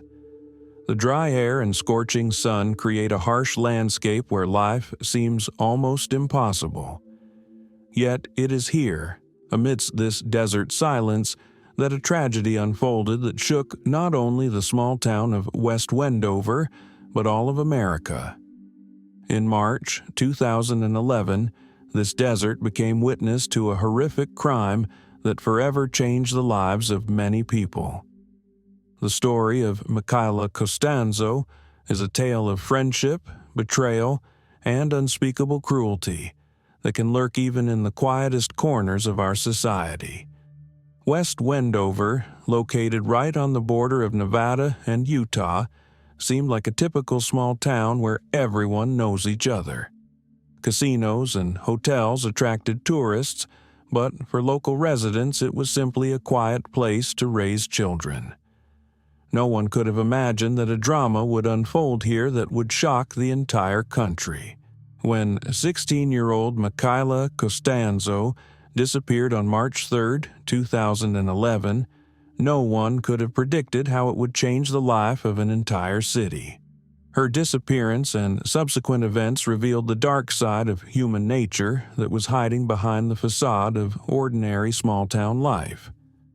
Michaela Costanzo, affectionately called Mickey by her close ones, was born on May 3, 1994, in Elko, Nevada.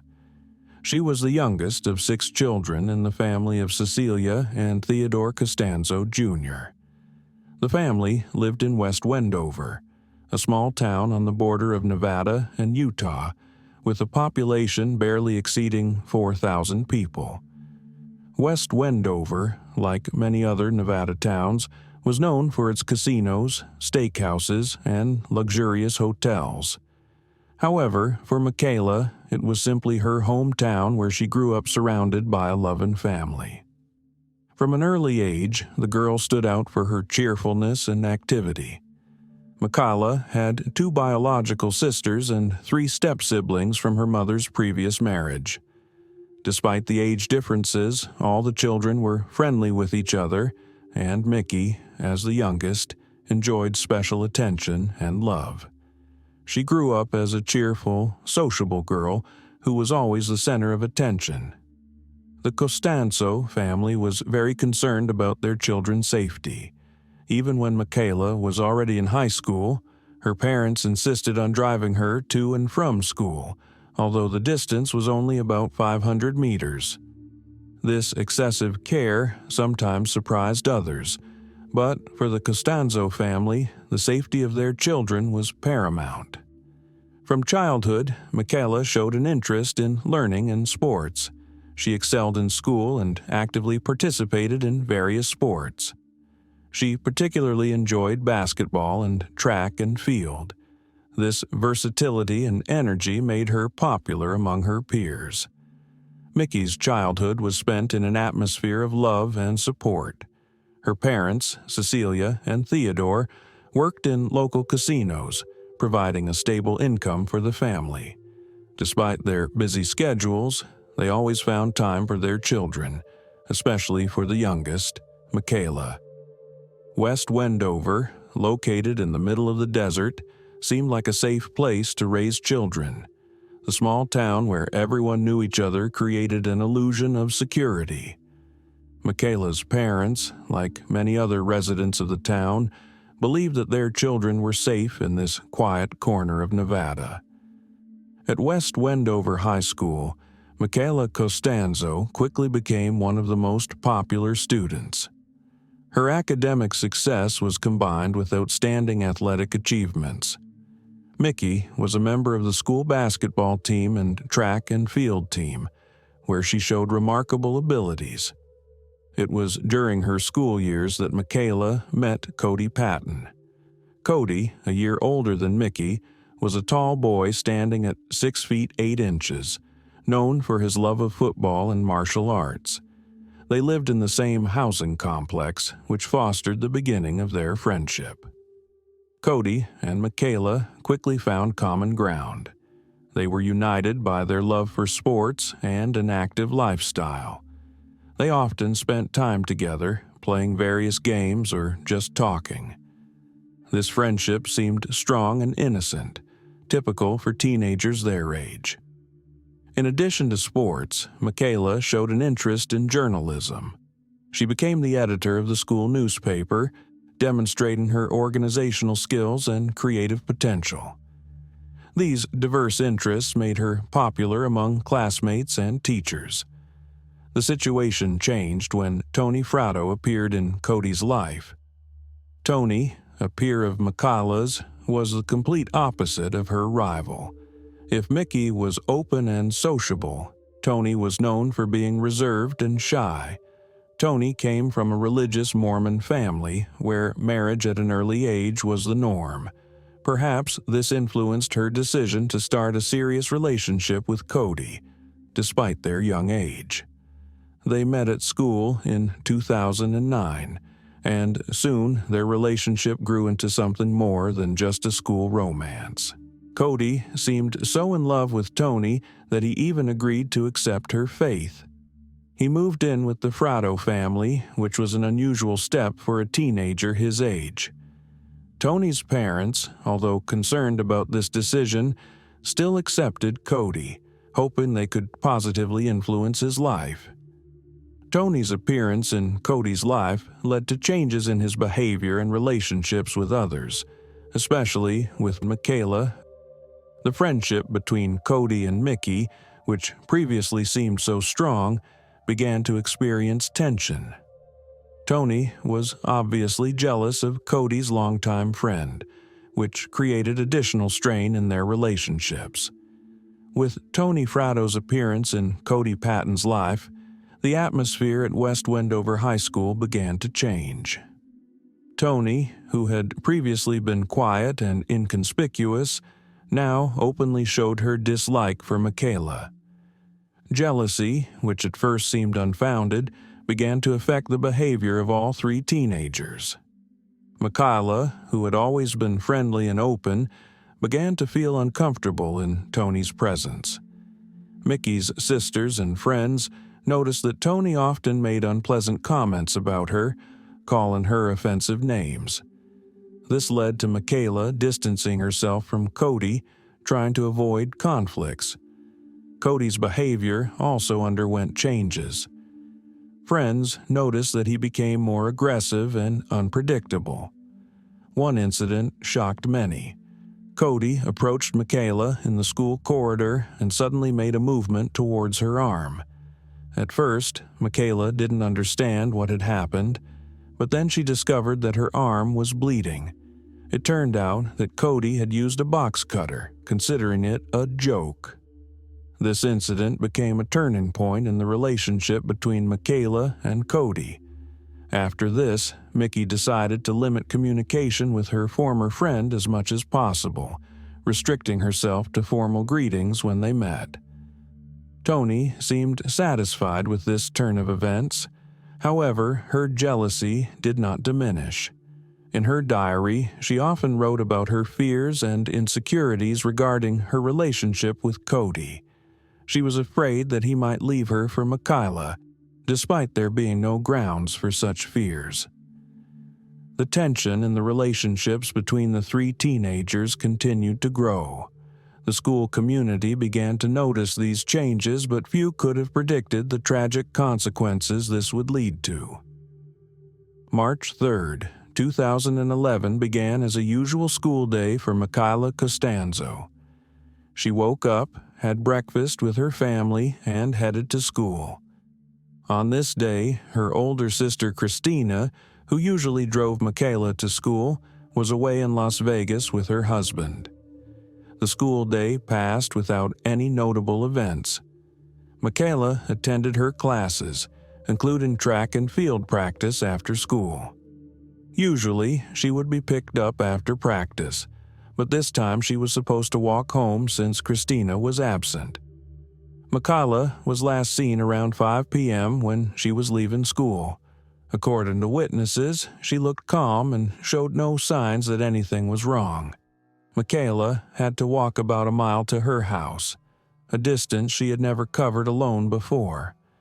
Michaela's mother, Cecilia, was working that evening at the Wendover Nugget Casino.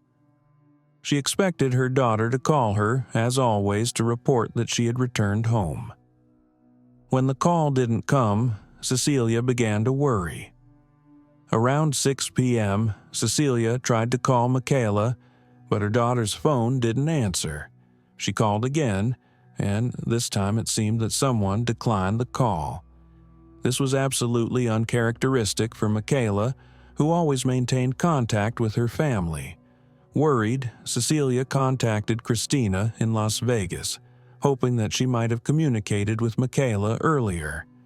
However, Christina knew nothing about her sister's whereabouts. When it became clear that Michaela hadn't returned home and wasn't answering calls, panic gripped the Costanzo family. Cecilia asked for permission to leave work early and rushed home, hoping to find her daughter there. But only the middle sister, DJ, was at home, who also had no information about Michaela. When it became obvious that Michaela hadn't returned home, the Costanzo family sprang into action. DJ, Michaela's sister, immediately started calling all friends and acquaintances, hoping to get any information about her sister's whereabouts. She left messages begging Michaela to contact the family if this was some kind of joke. Around 8 p.m., when all attempts to find Michaela proved futile, the family decided to contact the police. Detective Donald Burnham, who took the report, immediately understood the seriousness of the situation. He didn't wait for the traditional 24 to 48 hours before starting the investigation, understanding that every minute could be crucial. News of Michaela's disappearance spread quickly through the small town. By late evening, about 80 West Wendover residents had voluntarily joined the search. People searched streets, parks, and the outskirts of the town, hoping to find any traces of the missing girl. The police began questioning Michaela's friends and acquaintances. One of the first to be interrogated was her boyfriend, Javier. He reported that he hadn't seen Michaela after school and had no information about her whereabouts. Detectives also checked Michaela's phone records. It turned out that the last calls and messages were not to Javier or family, but to her old friend Cody Patton. This raised suspicion among the investigators. During the investigation, the police turned their attention to Cody Patton. His interrogation took place on March 4th, the day after Michaela's disappearance.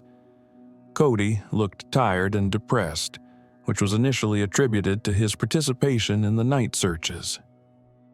Cody said that he last saw Michaela around 5:30 p.m. near the school. According to him, she was with someone who looked like her boyfriend, Javier. This information contradicted previous testimonies, which aroused suspicion among the detectives. Meanwhile, Christina, Michaela's sister, returned from Las Vegas and decided to search for her sister on her own. She drove around the outskirts of the town, including visiting gravel pits, a desert area near the town. Unknowingly, she passed just a few meters from where Michaela's body was hidden. On March 5th, a volunteer participating in the search noticed tire tracks leading into the desert. Following them, he discovered a disturbed patch of earth covered with sagebrush. Under the bushes, he saw what appeared to be blood and immediately notified the authorities. The police quickly arrived at the scene and began a thorough examination of the area. Within an hour, a shallow grave was discovered containing a body. Although there was no official confirmation yet, everyone understood that it was most likely Michaela. The discovery of the body became a turning point in the investigation. Now, the case moved from the category of disappearance to murder, and investigators focused on finding those responsible for this horrible crime. The discovery of Michaela's body shocked the entire West Wendover community. Detectives waited 12 hours for forensic experts from Reno to arrive for official identification of the deceased and to conduct an autopsy. The autopsy revealed horrifying details of the crime. Michaela had suffered numerous stab wounds to her face and neck. She had been beaten with a shovel, and her head was nearly crushed. Her neck was so severely cut that the girl was practically decapitated. Even experienced detectives were shocked by the brutality of the crime. Christina, Michaela's sister, upon learning of the discovery, experienced an emotional shock. She recalled how she had driven past this place during her searches, not suspecting that her sister's body was so close. After the body was discovered, the investigation focused on Cody Patton. A review of school surveillance camera footage showed that Cody had lied about seeing Michaela with Javier. In fact, the cameras captured Cody and Michaela leaving school together. On March 7th, Cody's father, Kip Patton, brought his son to the police station for reinterrogation. Under the pressure of evidence, Cody broke down and confessed to his involvement in Michaela's death. However, his version of events was dubious. According to Cody, Michaela allegedly asked him to break up with Tony and start dating her. When he refused, she supposedly attacked him. In the course of the struggle, she allegedly hit her head and died. This version clearly did not correspond to the nature of the injuries found during the autopsy. Cody was arrested and charged with a second-degree murder. However, investigators suspected that he did not act alone. On April 22, 2011, a surprise occurred. Tony Fratto, Cody's fiancée, appeared at the office of Cody's lawyer, John Olson, and confessed to her involvement in the murder. She said that she was present during the attack on Michaela and helped Cody. Tony's confession led to her arrest and murder charges. Her version of events differed from Cody's. According to her, Cody planned to get rid of Michaela, and she reluctantly agreed to help.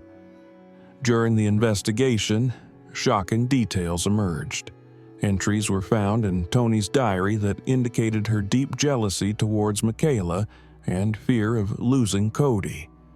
This confirmed the theory that jealousy was the main motive for the crime. In May 2012, Cody Patton pleaded guilty to first-degree murder to avoid the death penalty. He was sentenced to life imprisonment without the possibility of parole. Tony Fratto, in turn, made a deal with the prosecution. She pleaded guilty to second-degree murder and was sentenced to life imprisonment with the possibility of parole after 18 years. The murder of Michaela Costanzo deeply affected the West Wendover community. The town, which was previously considered safe for raising children, now became a symbol of hidden danger. The Costanzo family experienced unspeakable grief. Cecilia, Michaela's mother, appeared on television with an emotional appeal, calling for justice. Michaela's sisters, especially DJ and Christina, suffered greatly from the loss. DJ recalled how she screamed in pain when she learned of her sister's death. Changes were made at West Wendover High School to increase student safety. Michaela's basketball jersey was hung on the gym wall in her memory. Students gathered to paint a large rock with the inscription, "Mickey, we love you." Michaela's funeral was open to the public, and over 1,000 people attended. The farewell ceremony was filled with emotions, with friends and relatives remembering how joyful and kind Michaela was. After the trial, Cody Patton was sent to the maximum security Ely State Prison in Nevada. Tony Fratto is serving her sentence at the Elko County Jail, also in Nevada. In August 2018, while in prison, Cody married a 26-year-old woman named Amanda Smith. It's unknown whether they knew each other before his imprisonment, but it seems their relationship began through correspondence. In April 2021, having served almost 10 years of her term, Tony Fratto had her first parole hearing. Her request was denied, and the next hearing is scheduled for 2024. Michaela's family expressed disagreement with Tony's sentence, considering it too lenient. In their opinion, Tony was not just an accomplice but a key figure in planning and carrying out the crime. Despite the confessions and convictions, many questions about Michaela's murder remain unanswered. The versions of events given by Cody and Tony contradict each other and the evidence. The motives for the crime remain a matter of debate. Although Tony's jealousy is believed to be the main reason, some aspects of the case remain unclear. For example, Cody's role in all of this? Was he a manipulated victim or an active participant? This tragedy has led many to reflect on the nature of teenage relationships, the dangers of unhealthy jealousy, and the importance of being attentive to changes in young people's behavior. The murder of Michaela Constanza was a brutal reminder that even the most peaceful communities can harbor dark secrets. The event sparked discussions about the need for better protection of adolescents and the importance of early detection of problematic behavior. In West Wendover and other small towns, new youth safety and psychological support programs were introduced. Schools have begun to pay more attention to fostering healthy interpersonal relationships and recognizing the signs of relationship violence. Michaela Constanza's story remains a painful reminder of how quickly lives can change and the need to be vigilant and compassionate to those around us. Her tragic fate continues to impact the lives of many people, serving as a warning and a call for greater attention and care in our communities.